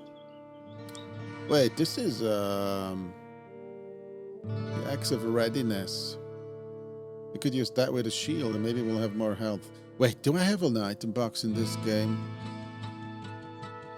Didn't this game have an item? No, it didn't, right? It didn't. It was Diablo 2 that had an item box. They played Resident Evil and then they needed an item box in Diablo 2 because Resident Evil was definitely out by the release of Diablo 2.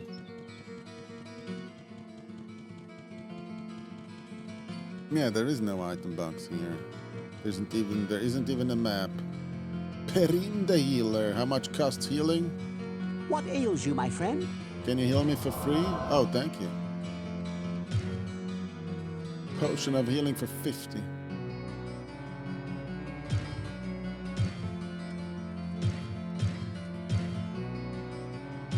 Okay, I got a couple of potions of healing.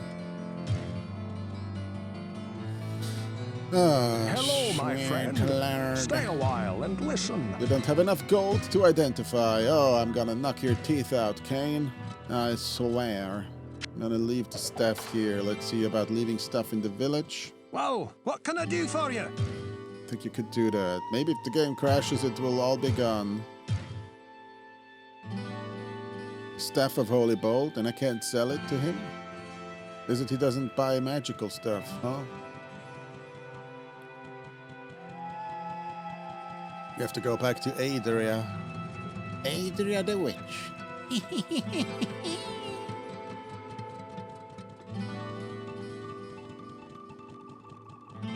It turns out to be quite some piece of work in Diablo 3. I sense a soul in search of answers. Staff of Holy Bolt. There you can have it. The Book of Holy Bolt. No, we're keeping all that. I want to learn that myself. We are a wizard warrior after all.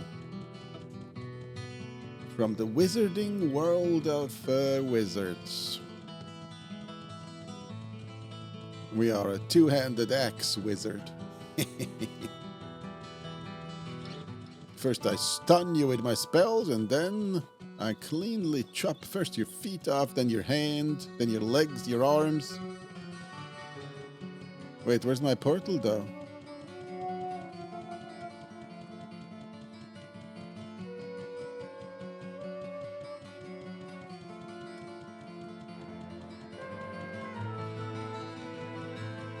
What? Did I arrive somewhere else and walk a few steps before I talked to Kane? I think I might have. Oh, sweet lord. I hope I can just walk back through the portal. In and on the portal and off the portal too.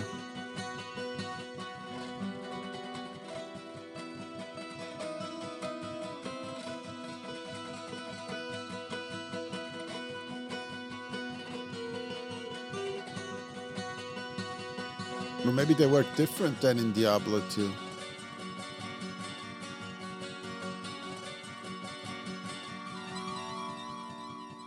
Oh, really? That can't be. No, they must have done something wrong. It can't be that you teleport to the village, and then you walk through 16 levels down to level 16 where you've been at. So you just have to walk one way. Yeah, that doesn't make any sense. Town portal should be... Oh yeah, at least the stair is right here. Let's see if our portal is still there. Yeah. First, let's load.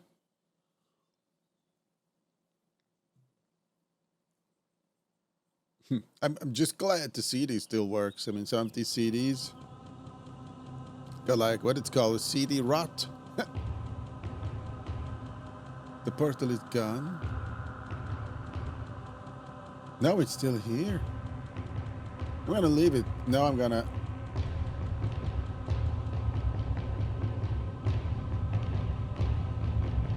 go through it. I want to see where it is.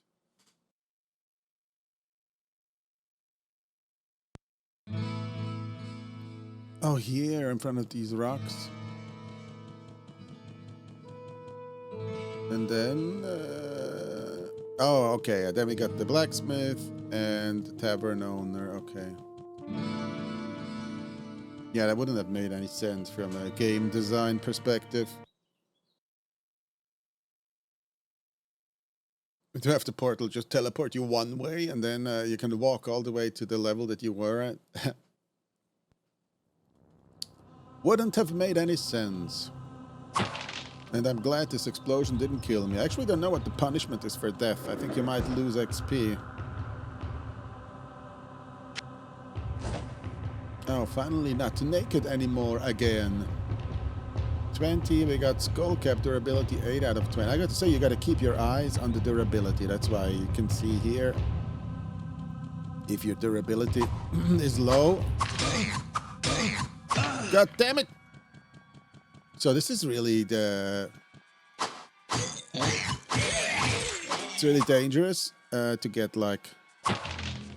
surrounded by multiple enemies because they can stagger you. And then you're just going, you can't attack on your own. Okay, we got the next spell, the Holy Bolt. Isn't this the spell book? Press F5 to quick key, F6. Okay, F5 for Firebolt, F6 for Holy Bolt. Get out of the spell book. Switch F5 and 6, nothing happens. So I'm gonna read it again. Highlight spell in spellbook. And press F5 to F8 to assign hotkey. Once hotkey is assigned, the key will prepare the specific spell. Maybe this isn't this has to be the spellbook. Oh, this is the spellbook. S. Oh, okay. F5. Oh, okay. Okay, got it. F6 and F8. We can have F8 for town portal. And now F5, F6, F8. Oh, okay, cool.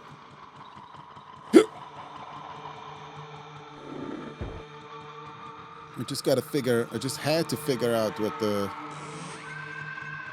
spellbook was. Okay, let's make sure we get these one by one.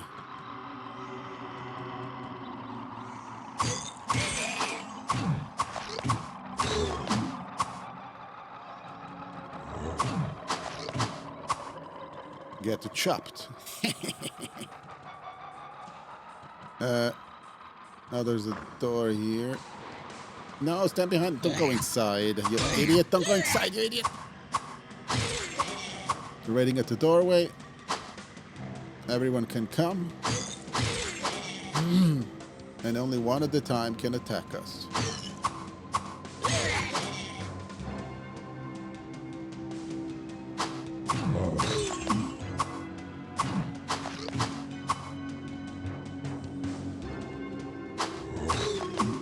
It's 1996 and I just got Diablo.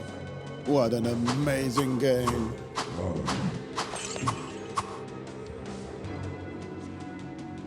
I finished Doom and Doom 2 just a few years ago, and now we got Diablo and the Resident Evil. I'm in paradise now.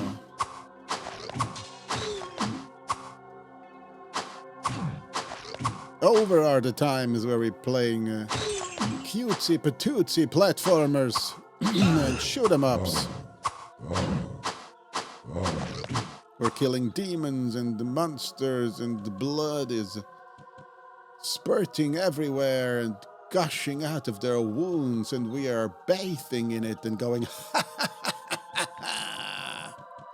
but only when Mom isn't watching.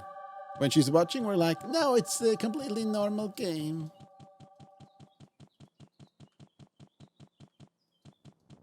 It's a little bit crazy, yeah. Oh, shit.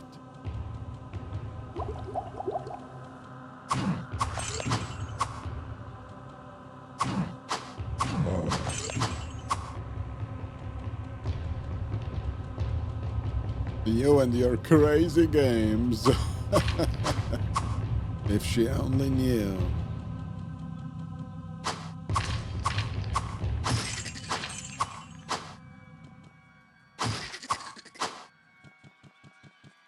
It's funny that some of these games still have like age restriction and stuff if you make a video on YouTube. And you can like barely recognize what's happening on the screen if you look from a little bit further away in this game, for instance. Yeah, but excuse, there's blood splattering everywhere, you know, it's too brutal. It was too brutal 30 years ago, and it's still now. But then they go like watch movies where heads are torn off and stuff, and that's okay though.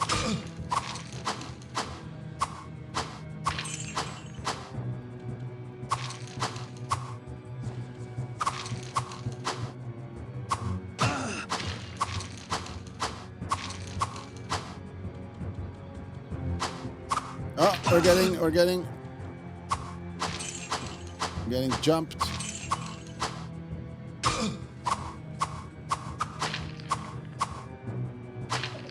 So what is going on? My helmet is not looking good. My helmet is, what is it doing? 4 out of 20. I might repair it myself. I will repair it myself. Chances are.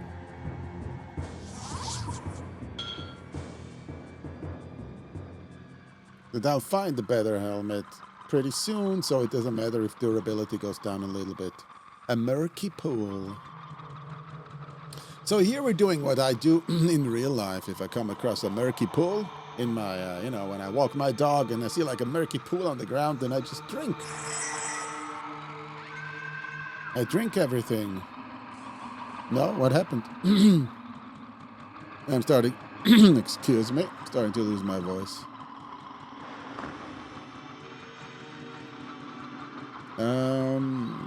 I think we're good. Nothing that a cup of tea with a little bit of honey can't fix. I hope. Otherwise, there's not going to be videos for a while on this channel. Turns out when I read the story of Diablo from the manual, I thought it was much shorter.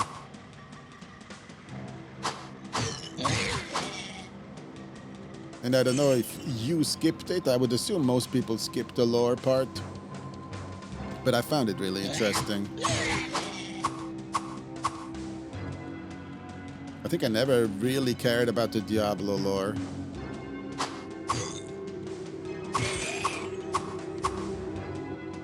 Turns out it's really interesting. And, you can, when you read the part in Diablo 1 in the manual, what I just did, then you can put things together and from Diablo 2 and 3, and then you know who exactly is what.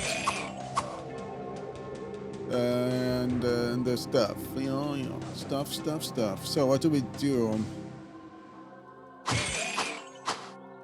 How do we distribute? Do we go for more strength or for more magic?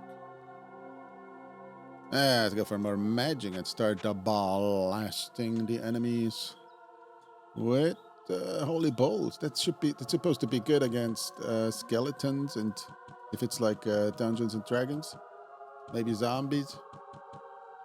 Excuse me, sir.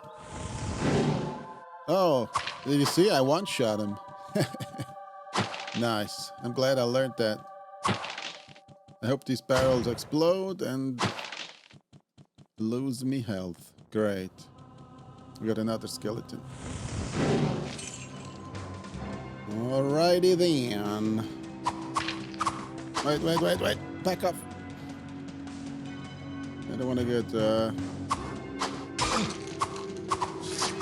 staggered too much.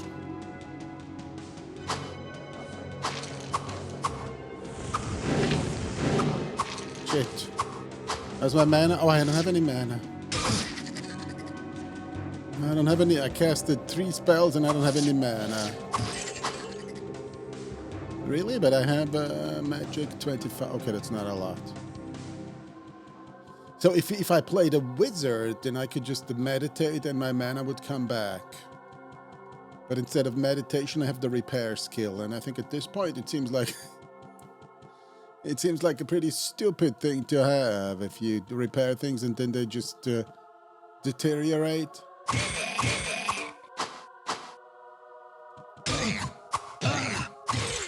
You'd rather wait a little bit and repair them at the blacksmith.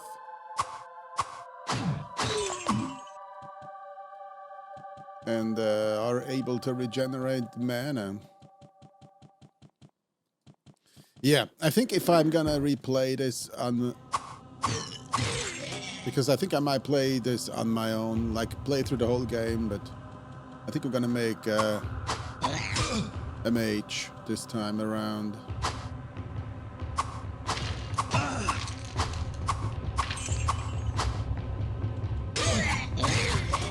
It will be, the starting out will be a little bit annoying because I'll have to run away, cast spells, avoid enemies. You can't just walk up to them and hit them in the face, I guess. But by putting some points into strength and vitality, that will go away over time, and then I'll have the meditate skill, which is so much better than repair. Yeah. It sounded like a really good idea, but now that I thought about it, it doesn't seem to be really useful. So are we ready for the next floor? Why does this line go down here? Is there like something else down there? There might. And as you know, might makes alright.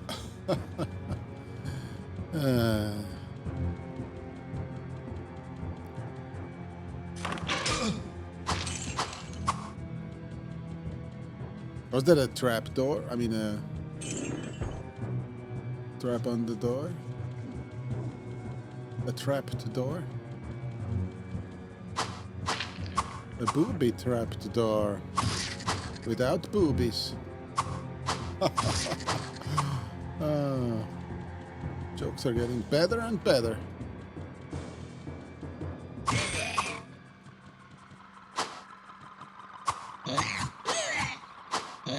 Oh, come on! He misses him like 5 times in a row. Is my cloak destroyed again? No, my robe. Armor 4, armor 6. I have to go back soon. I gotta watch this part here where it says if items have low durability.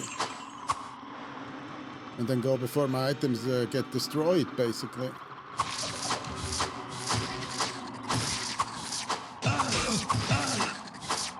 I'm getting staggered again.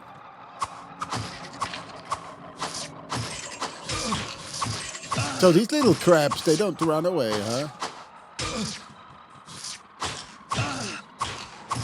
Whoa, Nelly. That was close. Book of Charged Bowl. Can I use that one? Yes.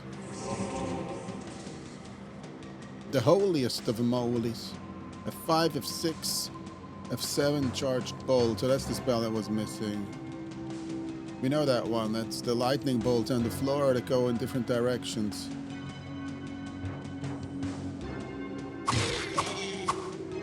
There you go. And learning a spell gives you some mana too, which is interesting.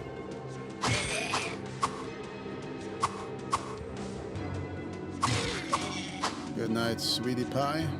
Sugar buns and sweetie pie. And this is another dead end. So we're on level 2, or basically nowhere. There's 16 level total. I think the last bottom levels are going to be like lava and hell themed. But we're starting here with monastery type of levels. And there's going to be tougher, a lot tougher enemies.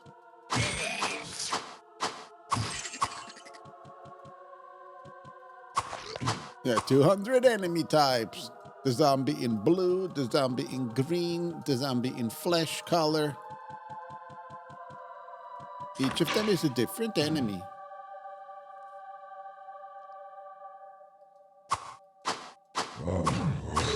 Doesn't he hit him? Oh, switch. Switch. Wait, which the spell? 7. There we go. That's what I wanted to do. I wanted to go inside and do this.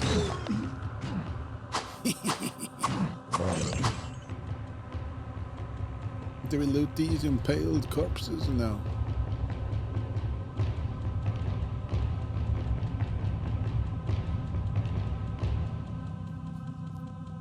So we played this game for about an hour. The intro... Oh wait, what is this? Nothing. The intro to the game was also about an hour. We gotta play it a little bit longer. We can have an intro where I read something that's longer than playing the game themselves. After all, this channel is about playing the games mostly and not talking about them. We talk about them a little bit, but then we play them a little bit, so we gotta play it a little bit longer. Not that I'm tired or anything, I'm just wondering. And calculating, so we're on level 3, it took us an hour. So maybe playing through the whole game, couple of hours. It can't be that long. It's not going to be as long as Diablo 2.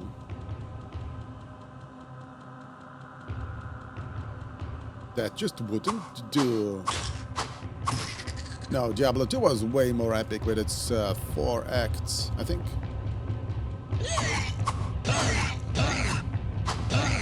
Stop it, you little pieces of crap! Not enough mana.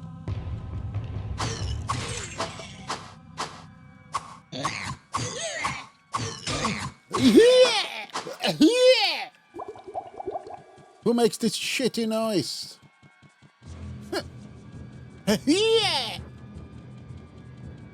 And then they stagger you from all directions while making this stupid noise.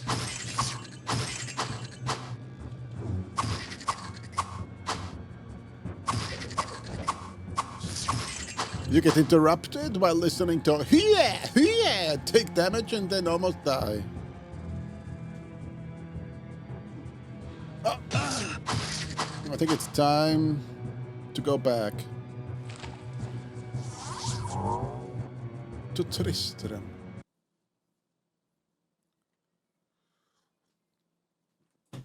The good old Tristram.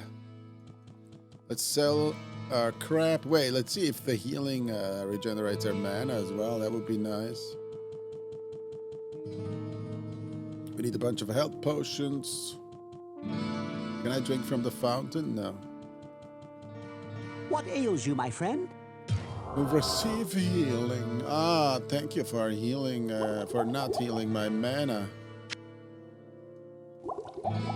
You What ails you, my friend?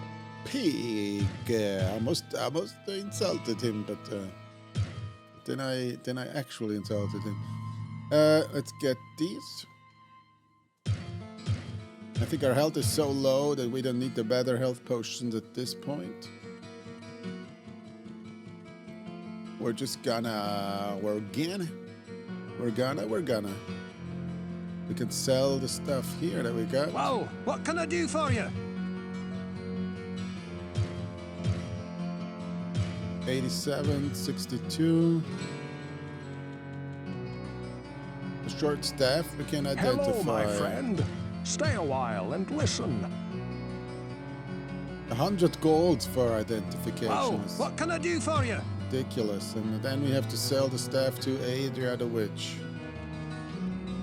Oh, we can sell both staffs to her. Could I equip this? Oh, yeah. But what does this staff do, though? Is it like a melee staff? Didn't they cast spells? Or is it wands that cast spells? Oh, yeah, I guess. What? Charge is 14?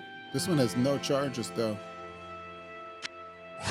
Got a staff of Firewall is gonna cast Firewall 14 times. Then it's empty and has to be reloaded. But the other staff, Spider's staff, it doesn't have any spells on it. Huh.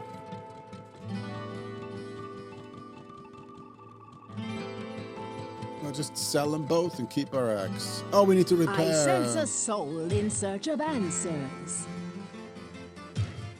Okay, don't spam the button or we're gonna be selling our potions. There we go. Oh, we need a town portal. I sense a soul in search of answers. Oh, you're selling town portal. Scroll of phasing, identify town portal here. Wow, for $200 million. For 200 billions.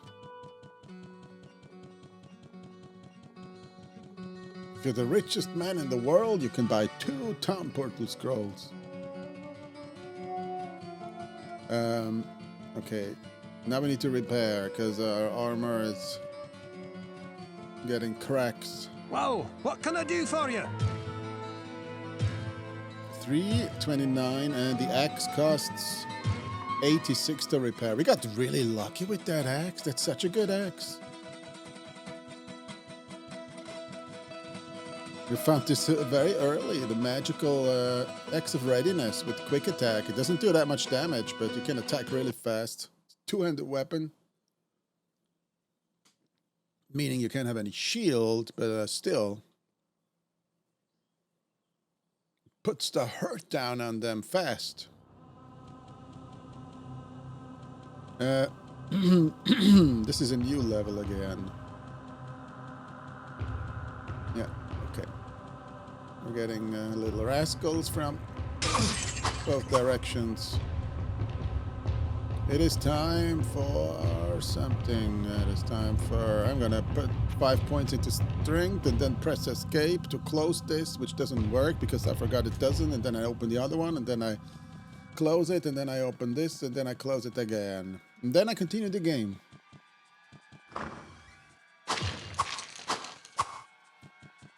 So now we have more damage. We should be doing... Oh. Can you hit them? Okay. Strength. I think it lets you equip gear that has the strength requirement and weapons.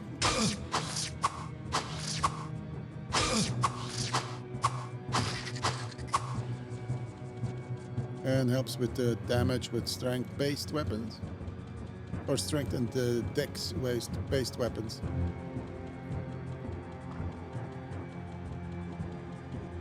Oh, we got our first... we got our first...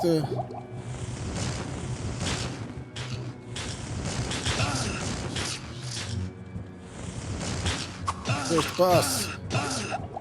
Not enough mana. I drank the potion. Oh, this potion gives almost nothing. Mana.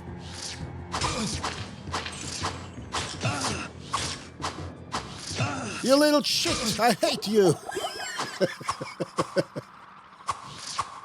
Look, he swings a million times and he doesn't hit anything. While going, oh, oh, oh, oh, oh.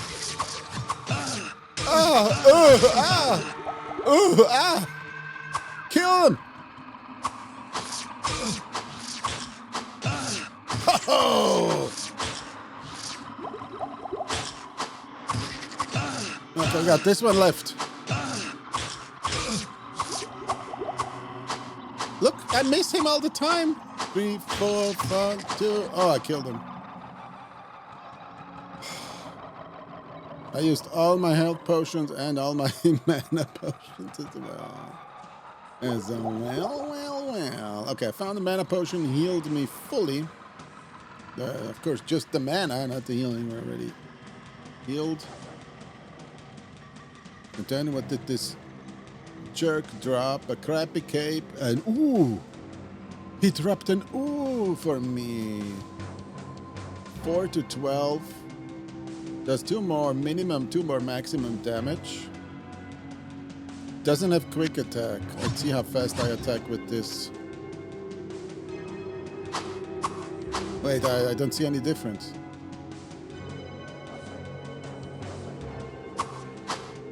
It seems to be the same attack speed. Is that a joke? Quick attack? Is that nothing? Is it I guess we're not going with quick attack then. Ah, you...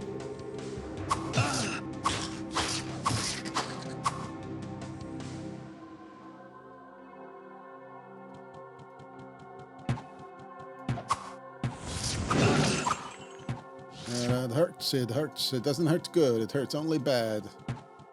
Is that like a nasty enemy? I don't know.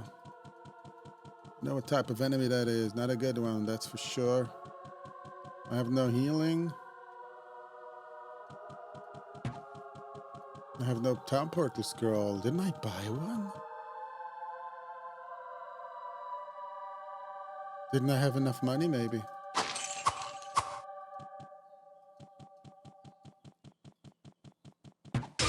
Oh! Who the fuck is that? Why does it do that much damage? No, I don't want to. No, I don't want to die. I don't want to. I'm not going to die, okay? In this video, I'm not going to die. I'm going to go back. I'm going to walk all the way back. Going to buy a couple of potions. Going to come back here. And then I'm going to shove my axe in that guy's face. Yeah. You thought I was going to shove it somewhere else.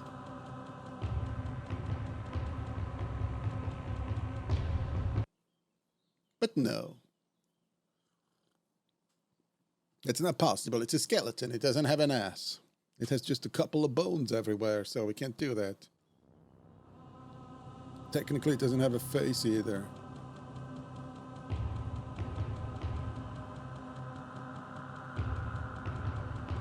Wow, this is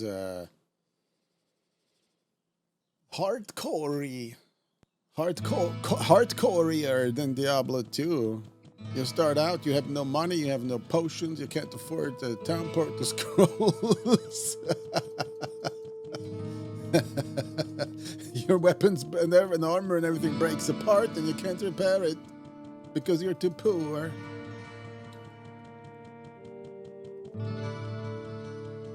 But you know, what can I do for you? To be completely honest, I like it this way. I like starting my role-playing games with absolutely nothing and struggling a little bit in the beginning. Also later, though, but... What ails you, my friend? If you already start out kicking ass, then it doesn't make... Excuse you. For a good game. Do you sell town portal scrolls so I don't have to go all the way to Adria? Scroll of healing. Scroll of a potion of rejuvenation. Oh, wait. Potion of rejuvenation. That means health and mana healed. But we still got to go to Adria to get her scroll of town portal.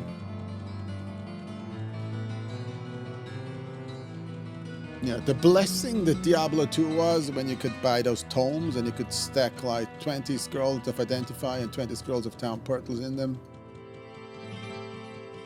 I sense a soul in search of answers.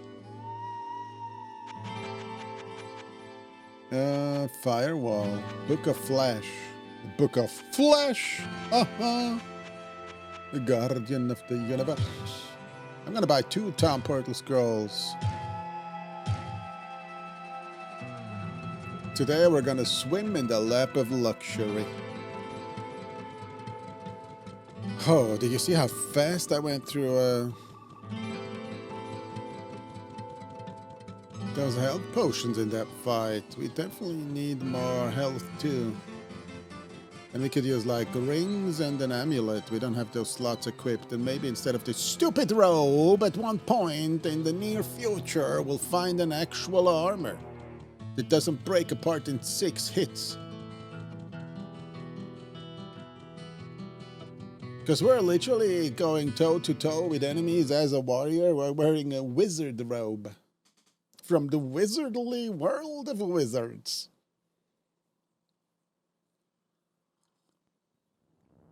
And it doesn't really protect you well. I mean, how many axe blows to the face do you think Harry Potter can resist?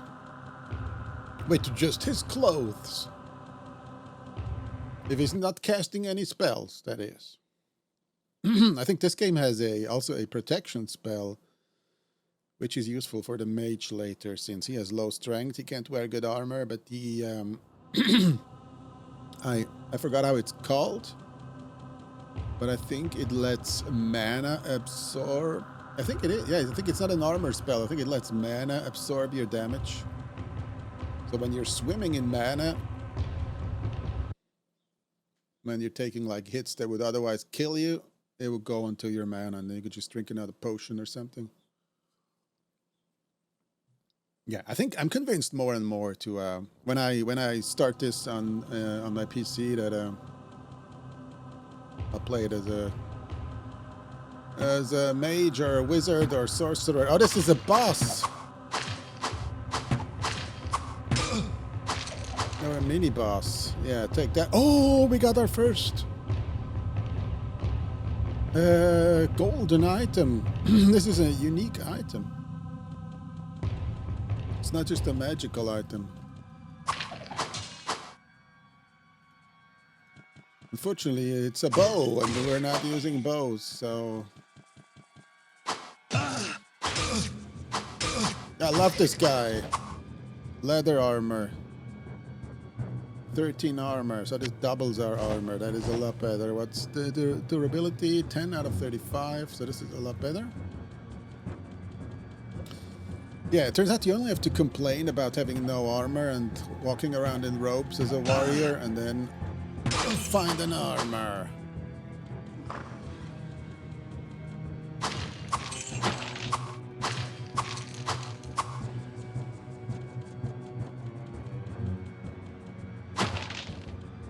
One of these is gonna explode and damage me? No.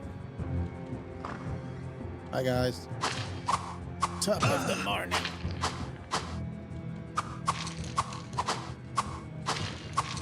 Top of the hatred to you. Scroll of healing, okay. Scroll of identify and Book of Town Portal, yes! Woo-hoo-hoo-hoo! I can cast Town Portal now. Oh yes. I don't need the scrolls anymore, no, but now that I got 2 scrolls, I can cast it. Okay. So it turns out as a mage. Oh shit!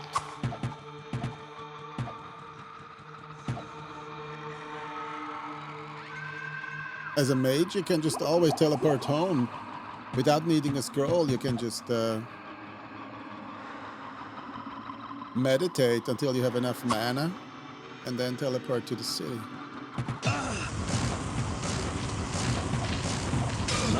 Suck on this, losers!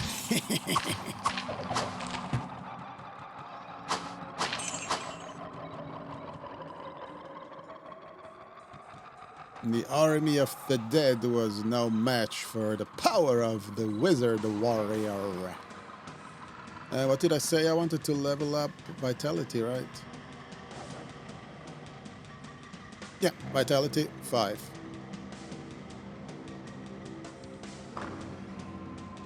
These are gonna explode, aren't they?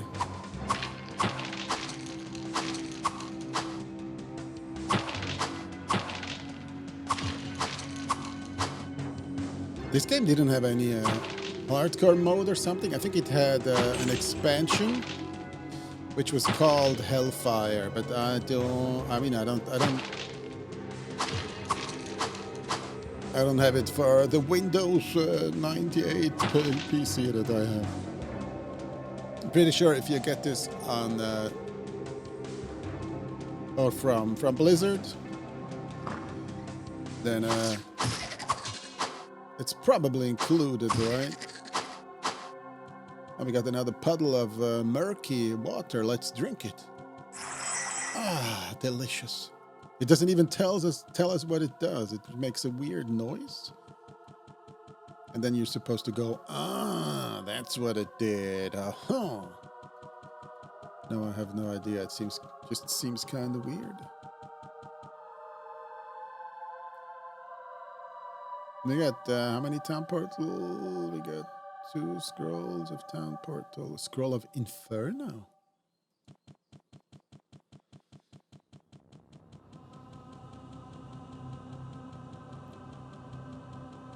We can still fight a few more, pick up a little bit more loot before we go back.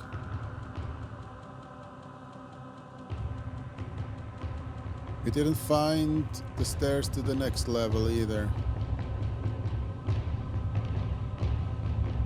Why can't he go through there? It's just, oh, it's a door.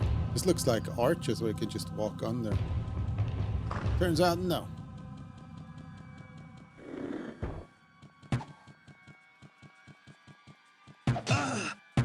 Damn it. Stupid ball mouse.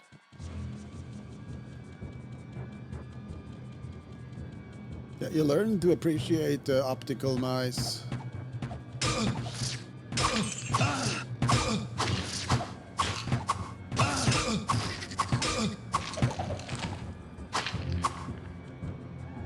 When you have to use a ball mouse.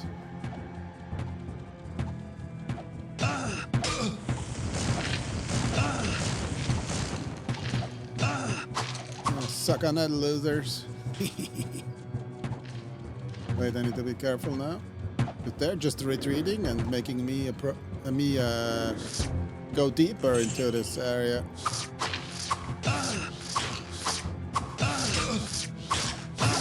I can't. Oh, now I know what the problem is.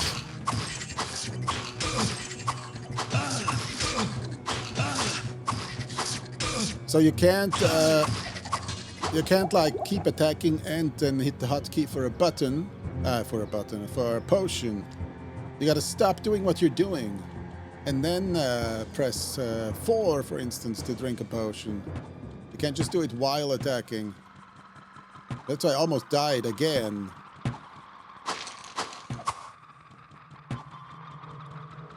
I mean, it makes a sense in a role-playing way that you can't do it at the same time, but I think modern games just override the attack and then drink a potion. No, actually, you can. It's not on the same cooldown or something. I think that's how it is. Do we go back? We go back. We can't cast Town Portal on our own. We're gonna use the scrolls first.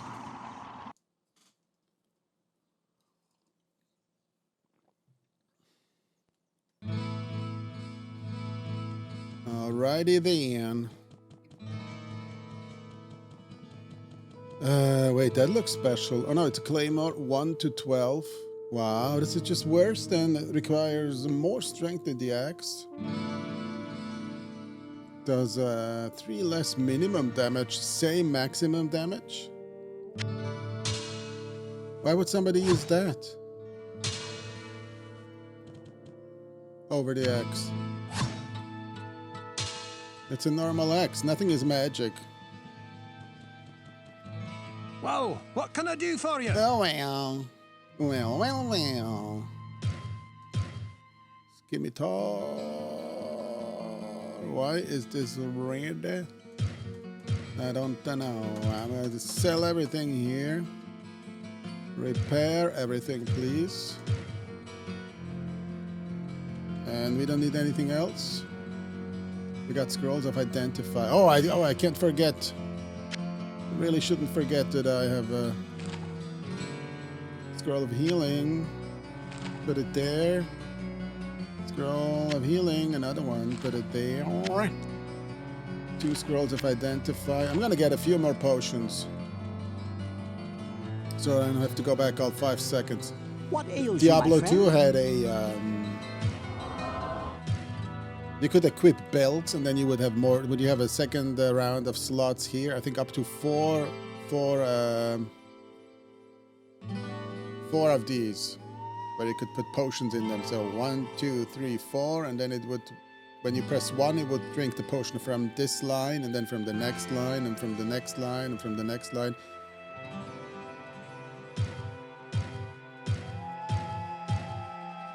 But that required wearing like a really thick belt. You would find them only later in the game.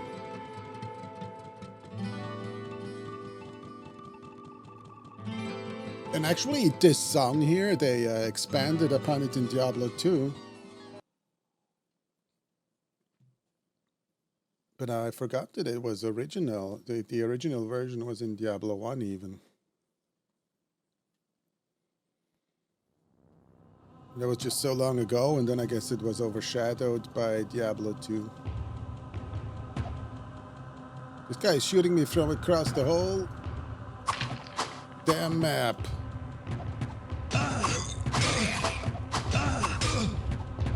Yeah, the boat jerks. Here, suck on this! Not enough mana.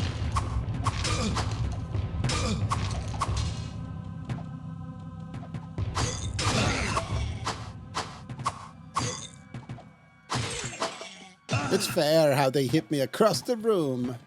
I can't even see them. Not enough mana.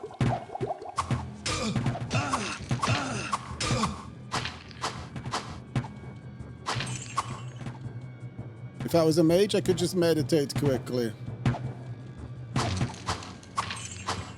And now I need the mana potions. But, you know, I have the advantage of being able to do a shitty repair on my armor and weapons and then permanently decrease their durability. Yeah, that's my advantage.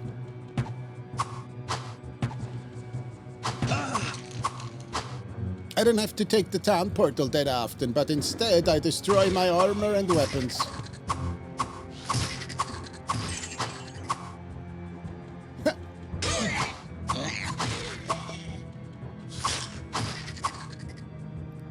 Do the zoom in a little bit? Let's do the zoom in a little bit. Look at those graphics from up close.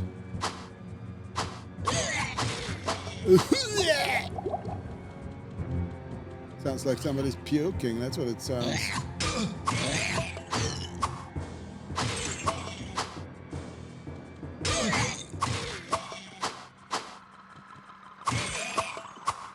Wow, it looks so epic zoomed in like that. It's like we're there. It looks like real life. Let's put 5 points into magic. We're level 9, by the way. Or as the Germans would say, level 9!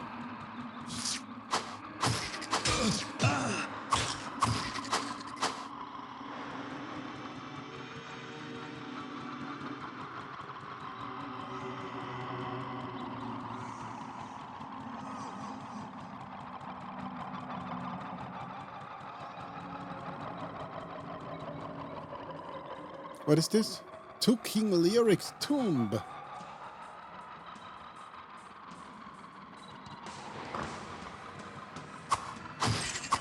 We read about King Leoric. Oh, you little shits!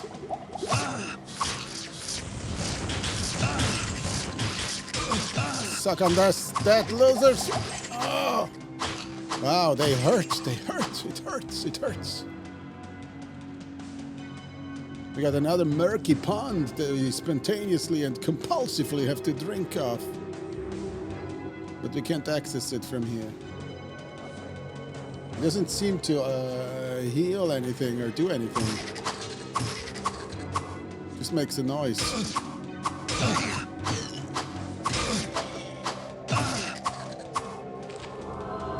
Oh, the healing scroll is a full heal, okay.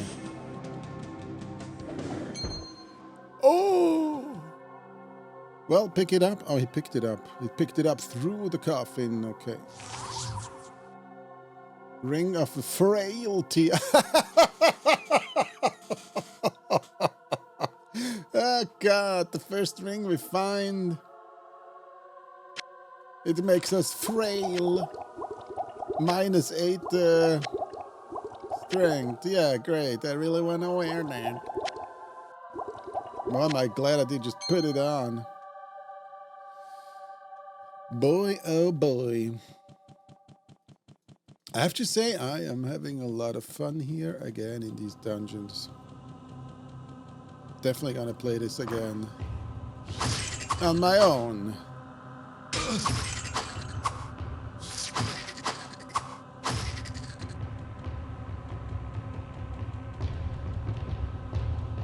And I'm gonna be the magical mage of magicry. Magically magic.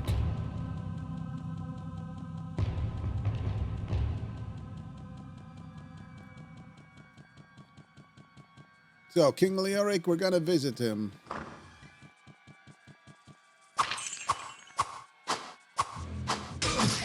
We might be in for a rude awakening in there, as they say.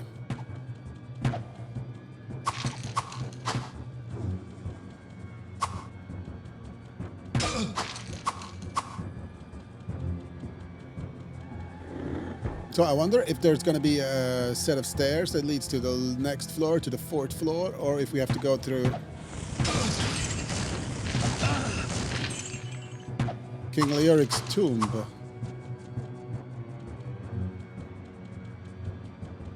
I'm a curious little feller.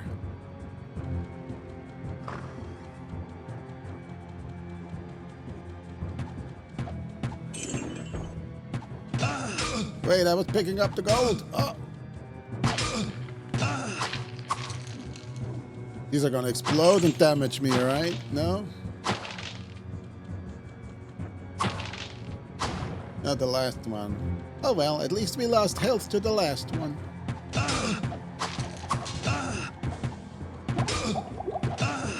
I don't have any mana for spells.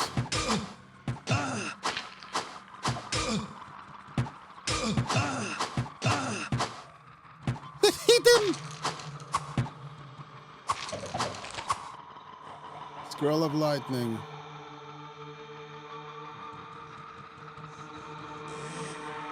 This is a dead end, okay. Exploding barrels. Oh, we got a potion. Oh, god damn it. Potion of healing.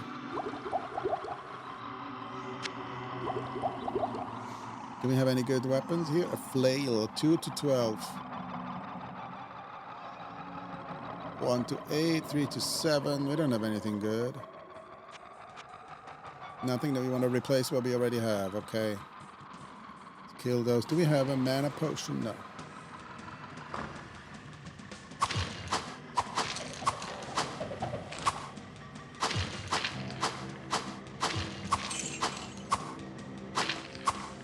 They can't shoot through the door, can they? Oh no, they're all melee.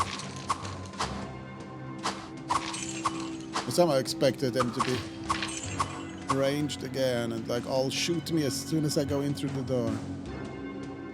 Hunter's bow. This is the shrine. Riches abound when least expected. What the crap is that supposed to mean? I mean, I know what it means, but where's the riches? I want the riches now.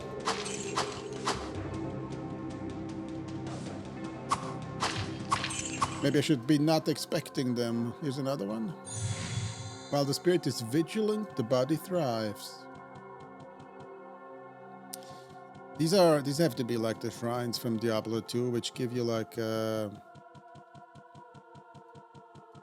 boost in how much gold you get when you kill someone or stuff like that. I guess it might be the same here. Only we don't see the buffs on us. So this is the tomb of King Leoric in there. before we go in there. Oh no, there's the stair that goes down. We came past it. Oh shit. That means the tomb is optional. That means the tomb is a boss fight. That's what it means. I gotta pawn some of this stuff. Oh, my inventory is full. Why does he have, what?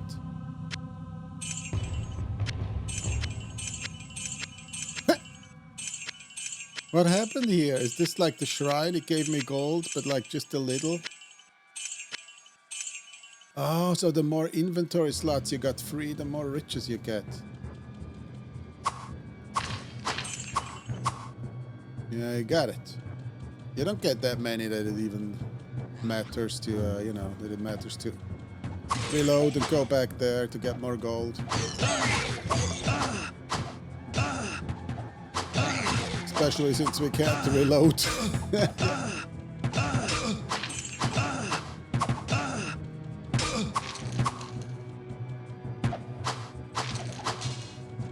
A blade. I can't carry anymore.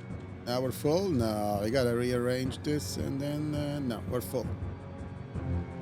Scroll of healing, scroll of lightning. Scroll of, oh, I don't have any mana. Oh, I do have mana. No, I don't have enough for a town portal. Didn't I have 2 town portal scrolls? It's the second time it seems it disappeared.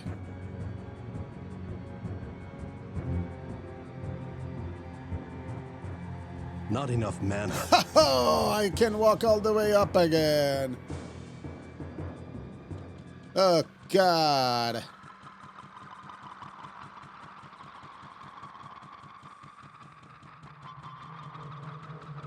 If I had a mage or the sorcerer, I think they're officially called sorcerers, I could just meditate and then teleport up. Definitely gonna play a sorcerer.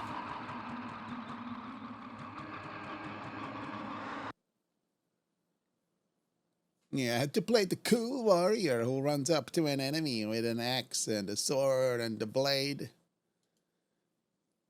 It goes in hand-to-hand combat, and now we have the stupid repair skill that ruins our gear permanently too. Instead of having the convenience of just any time teleporting home. Maybe later it'll change when I have more mana and more mana potions on me, maybe. Jeez. So I feel we're slowly but surely coming to an end here. Not before we fight Lyric, though. So don't worry about that. We're not gonna leave before one last humiliation,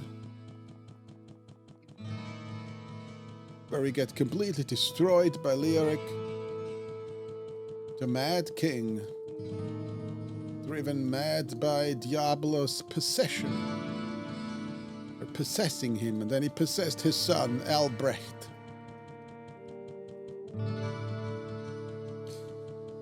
Okay, let's look at everything. Okay, we can sell everything. This is not. Oh, what can I do for you? This is not good stuff.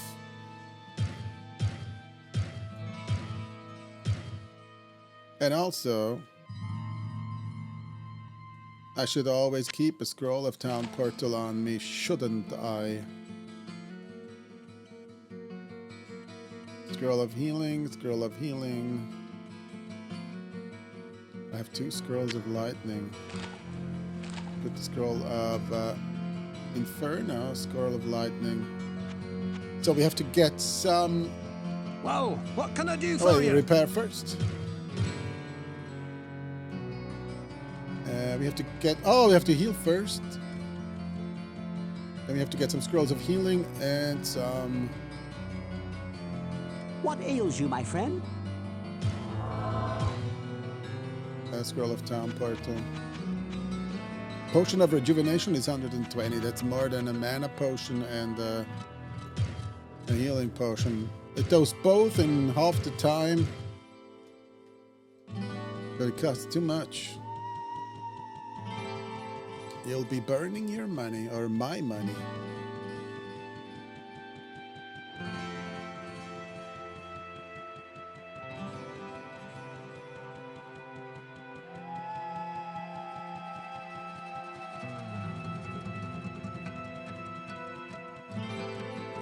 Alright, I'm gonna get 2 scrolls of I Town sense a Portal. soul in search of answers. Since one always mysteriously disappears. Now I'm gonna check my inventory to see if they're actually there. Town Portal and the Town Portal. We got 2 Town Portal scrolls, okay. Good at stuff, good at stuff. Was it Diablo 2 where you could click these rocks and then you would get something sometimes? It wasn't Diablo 1. But it's very annoying to scroll all over the monitor with this ball mouse, to be honest.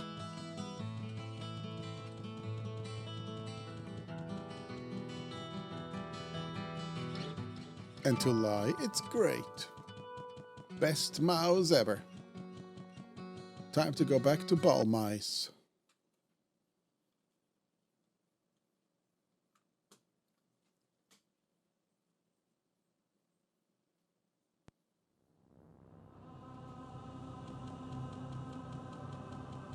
Alright, so we are on, I think on level 3. There's the Tomb of Lyric on level 3, and this must be the monastery which we read about in the intro.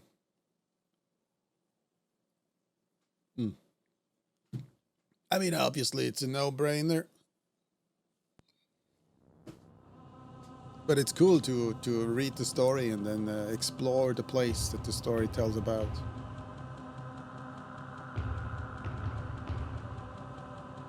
So if you haven't listened to me telling you the story of Diablo by reading from the manual, you should go back and listen to it. It's only an hour long.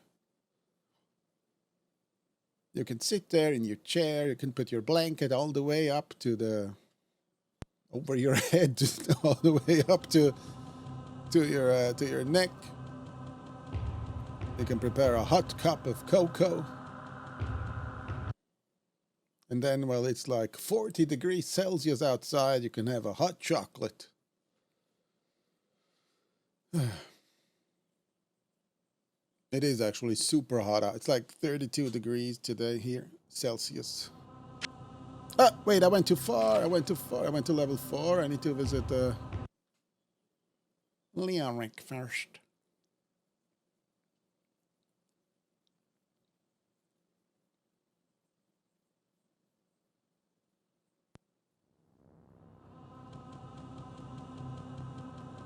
So the tomb of King Lyric.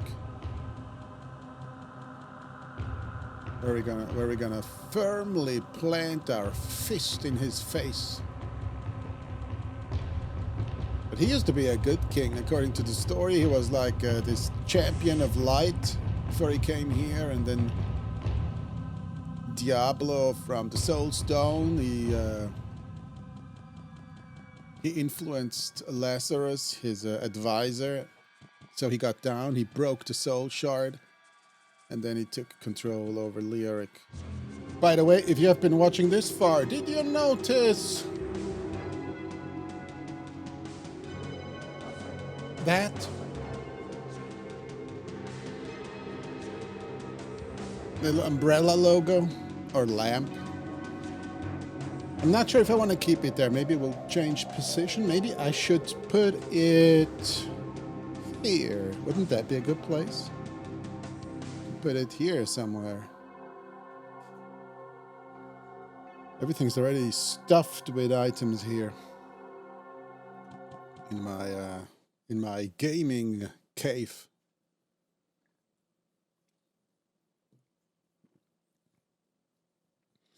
All right. The warmth of life has entered my tomb. Prepare yourself, mortal, to serve my master for eternity. Why do I have the town portal scroll? Holy bolt spell. Okay. This is the first real boss fight.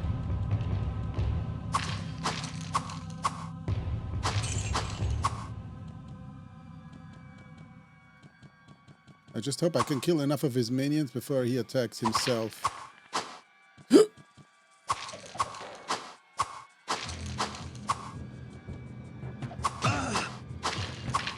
Is this a special level? Skeleton King's Lair. Yeah, this is not the 4th floor. He has got a whole level for him. It's not just a boss fight. You're gonna serve my master. I'm gonna serve my axe into his face after I've served it into your face. Why can't I? Oh, it's I can't go through there. It's like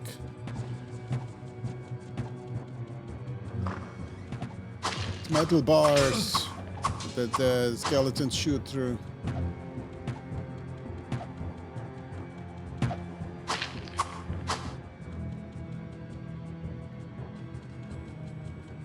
Seems to be a small level. Oh, it's nice how you shoot me through that crap there, huh?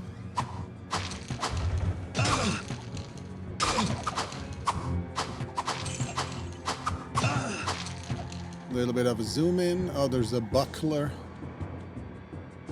If there's a buckle up a buttercup lair. What is this? 1 to 10. Morningstar. 1 to 10. 4 to 12. No, the axe is a lot better. It's got like 3 more minimum damage. 2 more maximum damage. The buckler would give me armor 5 though.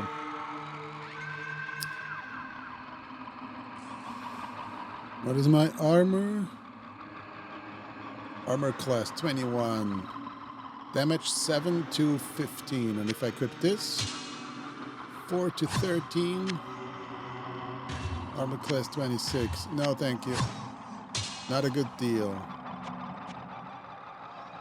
He said and then died because his armor was too low. Oh, there's a lever.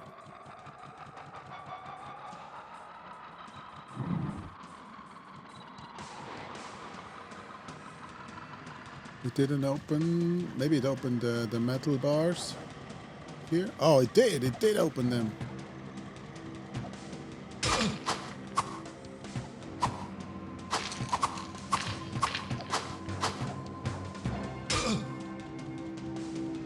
Yeah, run away. A killer with an axe is on the loose. You can take your loser bows and run away. That's what you can do. Uh-oh. Oh, there's Leoric and everyone else. And now I'm running away. No, stay here.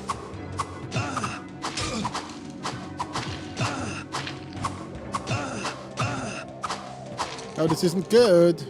He's like dedicating to attacks. If you spam the mouse button too much when you want to leave, he's still standing there attacking, by the way. That's it's a little bit annoying. I leveled up. Oh, the king is here. The king of crap. I hate those. Oh, God, I hate these longbow jerks. I hate them so much. They're always sitting in the safety of being far away from you and then shooting you in the ass all the time. How about we fight here?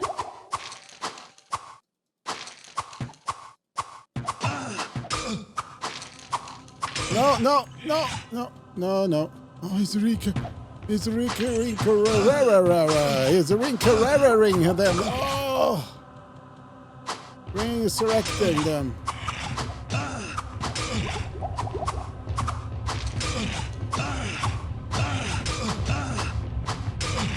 Oh, I hate this bow guy. I think I need more potions, maybe. Shit. I need to drink like this. Oh, wait, I opened another door here. With more skeletons. More health. More health. Yeah. I don't know why. For some mysterious reason, I went for more health. Nobody can know. Nobody could. Oh, I'm gonna figure it out. Oh, now he's stuffing me in the room.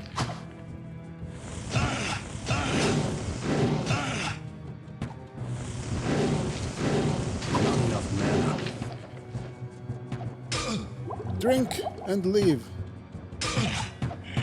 I'm blocked in, I can't leave.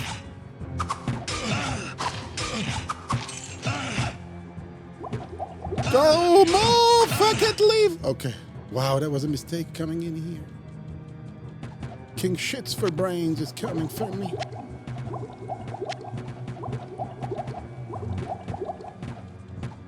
Now I've had it with you.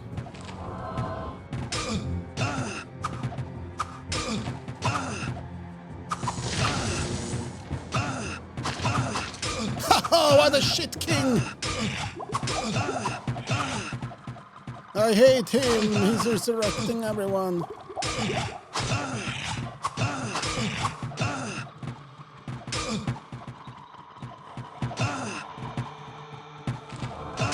I have to come back later.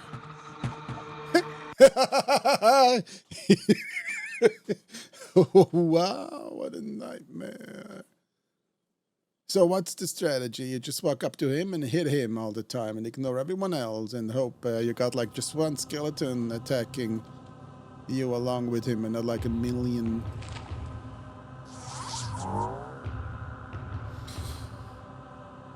We are going to have to go back and get like 10 billion not identified.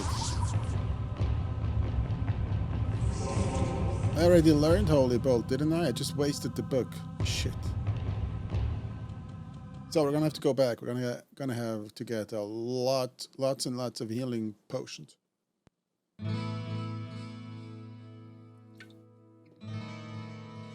And hope his health didn't regenerate. Valkian 4 to 8.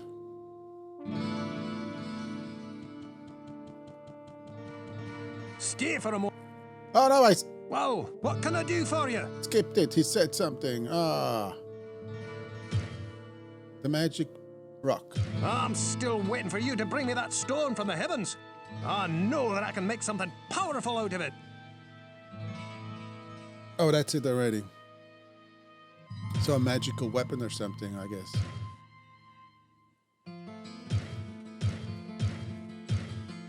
Okay, repair our stuff. Do we want to buy something? Is there something we're wearing that's absolute trash? Skull cap armor 4, leather armor 13. Whoa, what can I do for you? Basic items. Selling only weapons. Warhammer. Large axe 6 to 16. Better than what we have. I'm getting it. Whoa, what can I do for you? And then there should be someone who sells me armor? Or no? What ails you, my friend? Potions of healing. Oh, we need lots of those.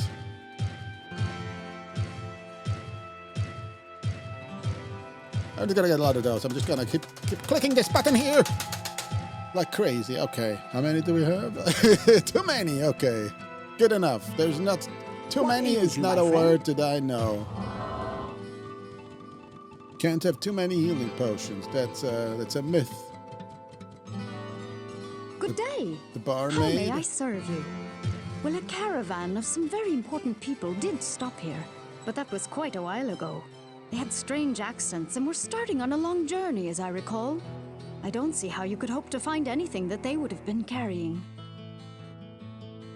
Okay, so this is the same. If we find out something new, then we can talk to all the characters about it. Interesting.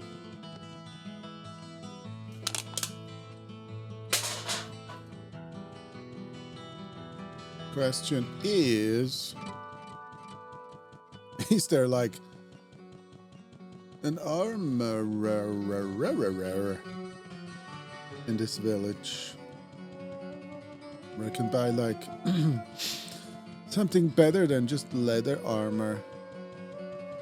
Because I don't think so. There's no path that goes anywhere else except the path that goes to Adria. Like we talked to all the characters in Tristram. Kind of fellow drinking peace? I used to have a nice ring. It was a really expensive one, with blue and green and red and silver. Don't remember what happened to it, though. I really miss that ring. I hope it wasn't the -8 strength ring that we found, and I should have given it to him, and then I would have gotten a good thing. Oh, God, I hope that's not the case. That would suck if that was the case. Hello, my friend. Stay a while and Does he know? Griswold speaks of the Heaven Stone that was destined for the Enclave located in the east. It was being taken there for further study. This stone glowed with an energy that somehow granted vision beyond that which a normal man could possess. I do not know what secrets it holds, my friend, but finding this stone would certainly prove most valuable. But grant vision beyond what a normal man would possess. So I know for a fact this guy just pretended to be old. The speaker of Deckard Cain, he wasn't an old person. He just faked his voice, basically. Let's see what Adria has. We don't have that much money. We got, what do we have, 1,000 something. We got a little something. Yeah, we got almost nothing on us left. I sense a soul in search of answers. Yeah, she just sells magical stuff and scrolls. We can't buy any armor. It seems weird. But it doesn't matter. We got like 30 healing potions, which are going to be very inconvenient to drink from the inventory. I'm going to have to keep this window open while fighting Leoric. And that's just what it is.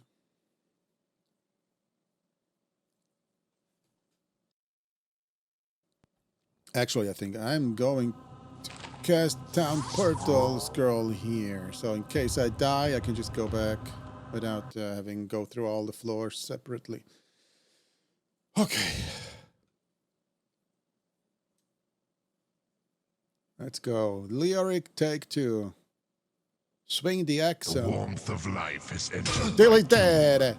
Prepare yourself, mortal. Summon all his. Serve my master for eternity. Stop summoning, you cheater. Where are you running? You have a 200 sword.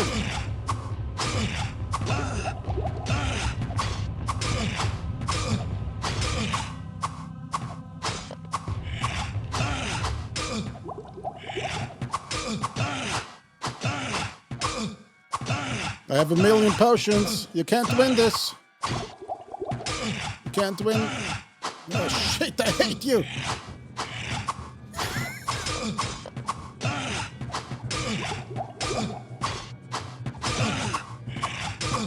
A nightmare. Oh, I got him. Rest well, Leoric. I'll find your son. Rest well, Losoric. What a loser. I'm gonna kill his stupid companions. Keeps resurrecting everywhere. Oh yeah, just run away from me. Like the true heroes that you are. Like the adult diaper-wearing heroes that served this piece of crap. He dropped the magic leather armor. He dropped some gold. I don't know if that gold was from him. There's nothing else here. He had a giant 200 sword. Why can't... Oh! The undead crown. Wait, didn't I? I think I sold an item. Fuck. I think I found a unique weapon, and then I just accidentally sold it while spamming through sell everything.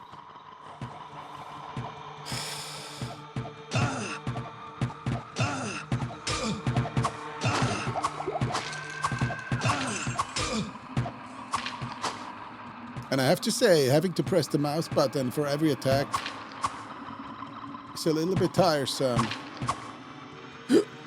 I don't know if Diablo 1 did away with it in the expansion. I think it was called Hellfire, wasn't it? I'm not sure what it added to the game.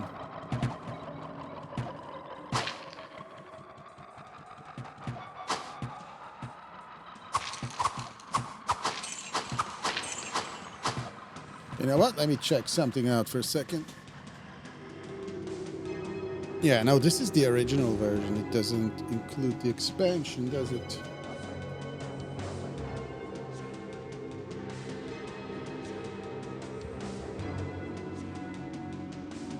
Doesn't include the Hellfire expansion. Bargain Hunter.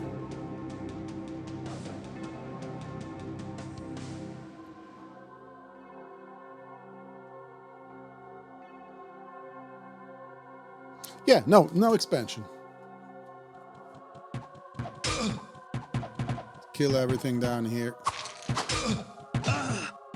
All his loser henchmen. It's kind of annoying that you can't open these tombs here. Usually you can open them, but not here on King Lyric's level.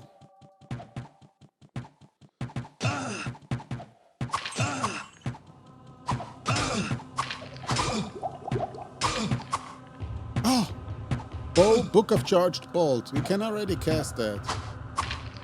So this time we're not right-clicking it because they'll just use it up for no reason. Instead we can sell it. Right, we can already cast that. Charged Bolts, spell level 1. Oh wait, what? Spell level 2? Wait, if I learn it again, then I get spell level 2? Oh, okay, so it's good I learned it. But they have different levels too? I gotta pawn some of this stuff. They have different levels on spells already in Diablo 1. Wow.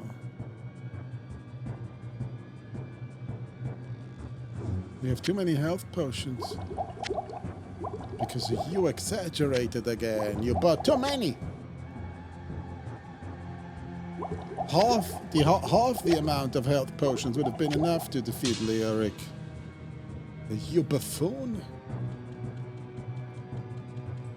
No, but I really didn't want to lose that fight. And I didn't.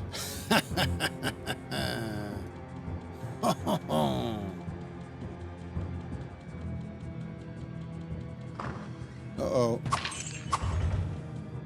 What was that? Oh, they can attack through the door.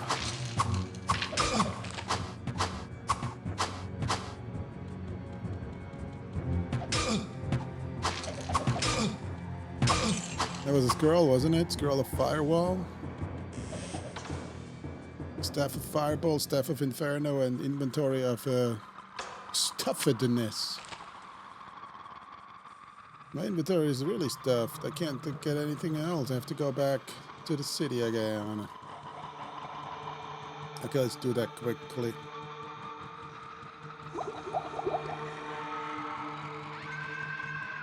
I mean, the good thing is we're gonna use those potions as we take damage. So the inventory is gonna clear out of potions on its own. But we got a couple of items, multiple magic ones. How much is the Scroll of Identify? If Deckard Cain identifies it, it doesn't cost more, right? Because that just wouldn't be fair. And everybody knows every game is fair. I think his identifications are about 100. Hello, my friend. Yeah, I'm not going to go back and check. And listen.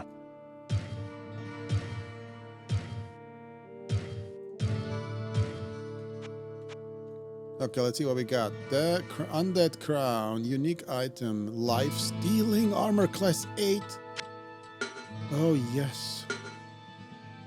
Armor of Might. Armor 11, 9 to Strength. That is a lot better too. Morningstar, Mace of the Mind. 1 to 10 and nothing. Yeah, 1 to 10. Get out of here with that crap. I have 6 to 16 damage. What can I do for you?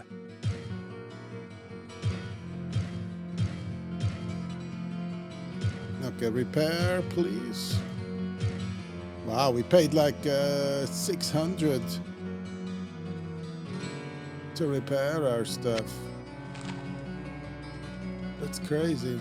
And I can sell this staff. I can only sell it to Adrienne. No, to Adria. Wait, Adrienne is from Rocky, right? Adrienne!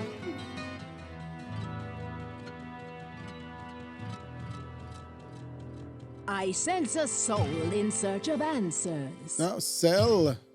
Sell, yeah. I'm gonna sell a firewall too. Scroll of firewall is just a scroll.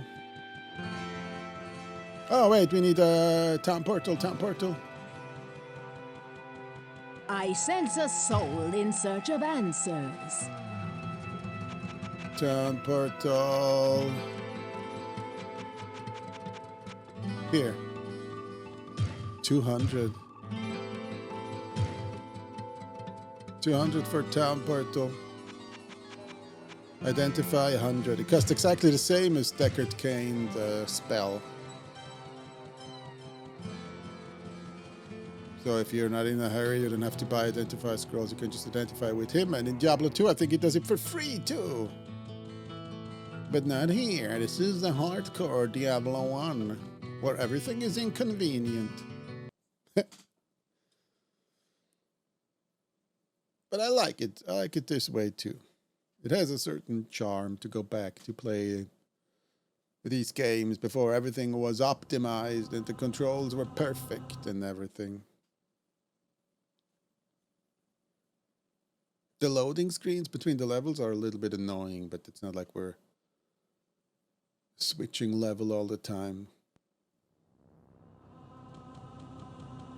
Okay, we're back in Leoric's tomb.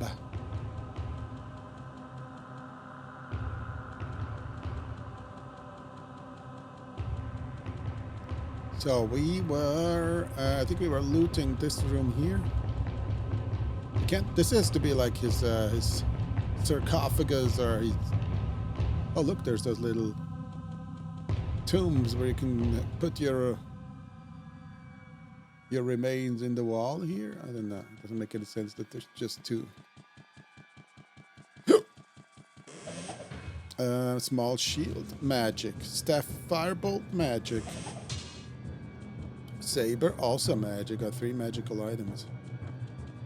Too much baggage. And we're already full. I just arrived. I just came back from selling.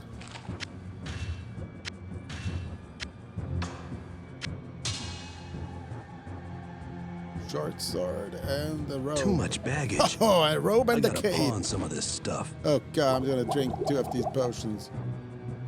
I gotta pawn some of this stuff. Throw this away. Robe. Okay, buddy. I guess we're using already one of our town portals here. We're not walking again.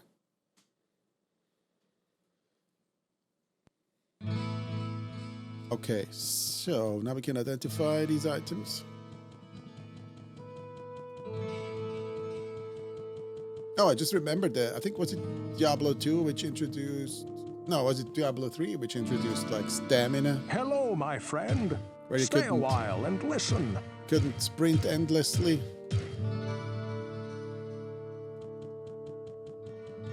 I wonder if it's worth to identify things here. Staff of Firebolt, Saber of Zest. If you identify and then sell them, if you get more money... What can I do for you? Than if you just sell them unidentified.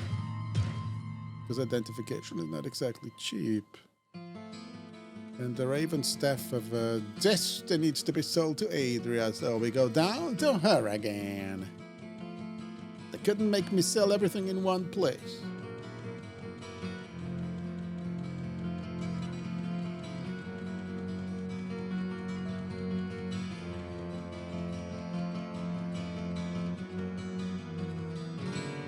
I sense a soul in search of answers.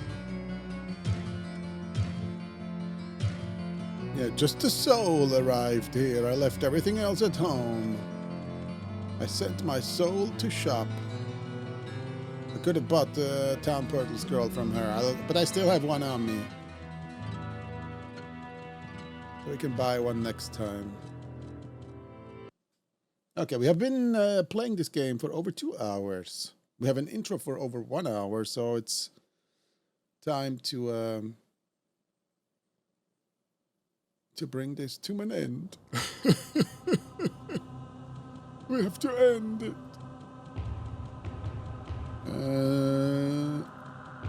No, I'm having fun, but I got a lot of stuff to do today. Oh! I want to play it for a little bit longer, though.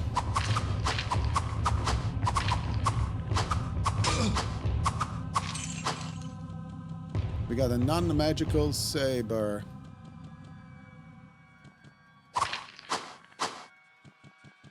I wonder if this leads like to the next floor.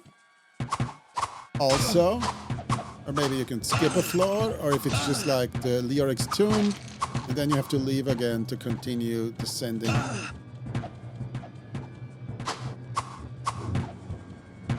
think it might be the latter.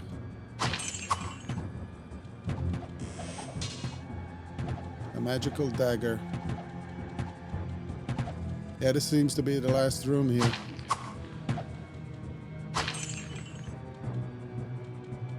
King Leoric's loser tomb. Oh yeah, this is pretty much it. I think we're done here with the Skeleton King's Lair, how it's officially called. They reduced him to a Skeleton King. He used to be King Leoric. The Kind, I think, right? Wasn't that his title before he got corrupted by Diablo? And now he's King Leoric the Corpse here. I wish I could get his two-handed sword. Okay, we're gonna have a quick look at level 4. I think it's 16 levels. I might be wrong. Maybe there's 17, but I remember 16. And then we're gonna call it a. Then we're gonna call it episode 38 of the Retro Gaming Rewind. Wow, I already did 38 episodes. I did them every week in the beginning until I realized how much time it takes to make one of these. I guess I did put less effort in the early ones, maybe. So the Retro Gaming Rewind is going to be just, not on a schedule anymore. Whenever there's one, then there is one. There's definitely not going to be one for a while now. Okay, level 4. Oh, it's another shrine.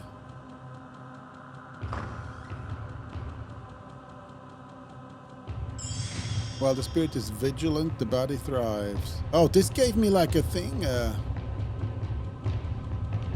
golden sphere. Will this regenerate my mana? What did it do? While the spirit is vigilant, the body thrives. What could that be? Town portal. We're getting a tome here, right? Book of Lightning. Spells. We have the oh, this is level 2. Oh, I see. Okay, so Town portal is level 2. Lightning is level 2. Damage 2 to 12. Firebolt is better. 5 to 14. It's just better. It's significantly better. But, not for enemies that are immune to lightning, I guess. For those, it's not better. Who would have thought?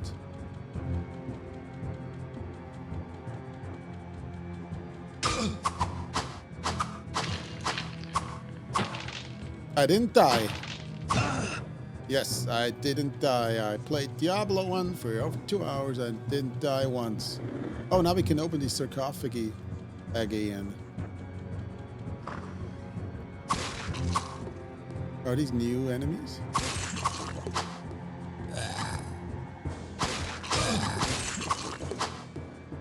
So remember, these enemies here are themed. There's gonna be a Diablo themed enemies, and there's a Baal themed enemies and Mephisto themed enemies. The three prime greater evils, or however it's called.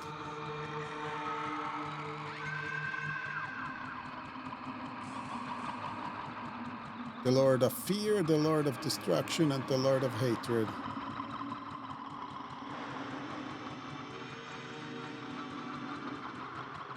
Where does this go here? Oh. Now these guys are back.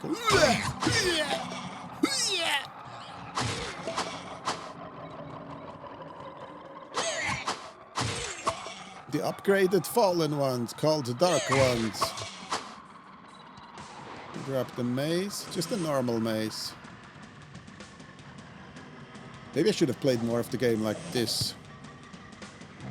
Maybe, who knows. Oh, we can't learn this. We need 36 magic. Yeah, 36. Well, I can do that. No, I can't. I can go up to 35. Can almost learn it. Almost is not good enough in this case.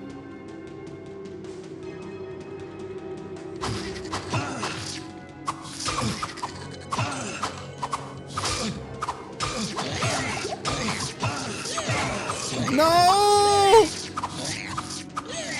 I spammed healing potions. What do you mean, save game, new game?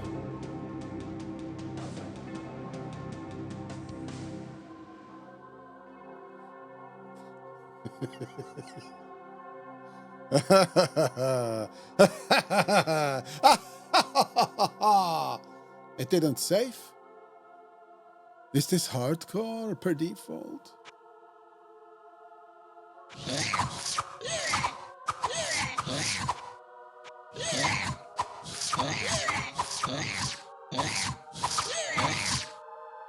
I felt too safe.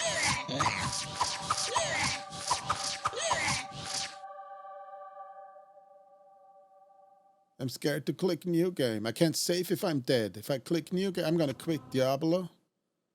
This should bring us back to the desktop. And we're gonna start it again.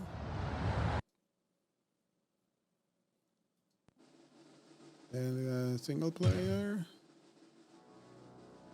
I can load my save.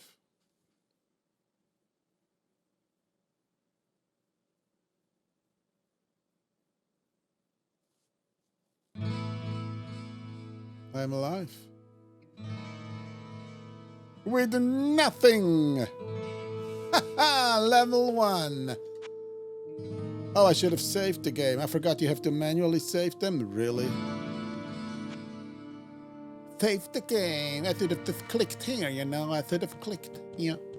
Okay, it's fine. There's no need to get upset. Since I definitely don't plan to continue this game on my retro PC. Okay, good to know for when I play it with my sorcerer. Anyhow, I hope you enjoyed today's episode. We played Diablo 1. I'm pretty sure you haven't figured it out. I'm still trying to guess what we played today. It's a little bit of a disheveled big box. But it's the real big box from, I think, guess 96, isn't it? Yeah, I did really enjoy the game. I hope you enjoyed this episode as well. It was very in-depth. Usually I don't do these giant intros where I read you a story for an hour. Not a fan of lots of reading, but in this case I made an exception. I hope it was worth it. And I'll be seeing you in the next video. Goodbye.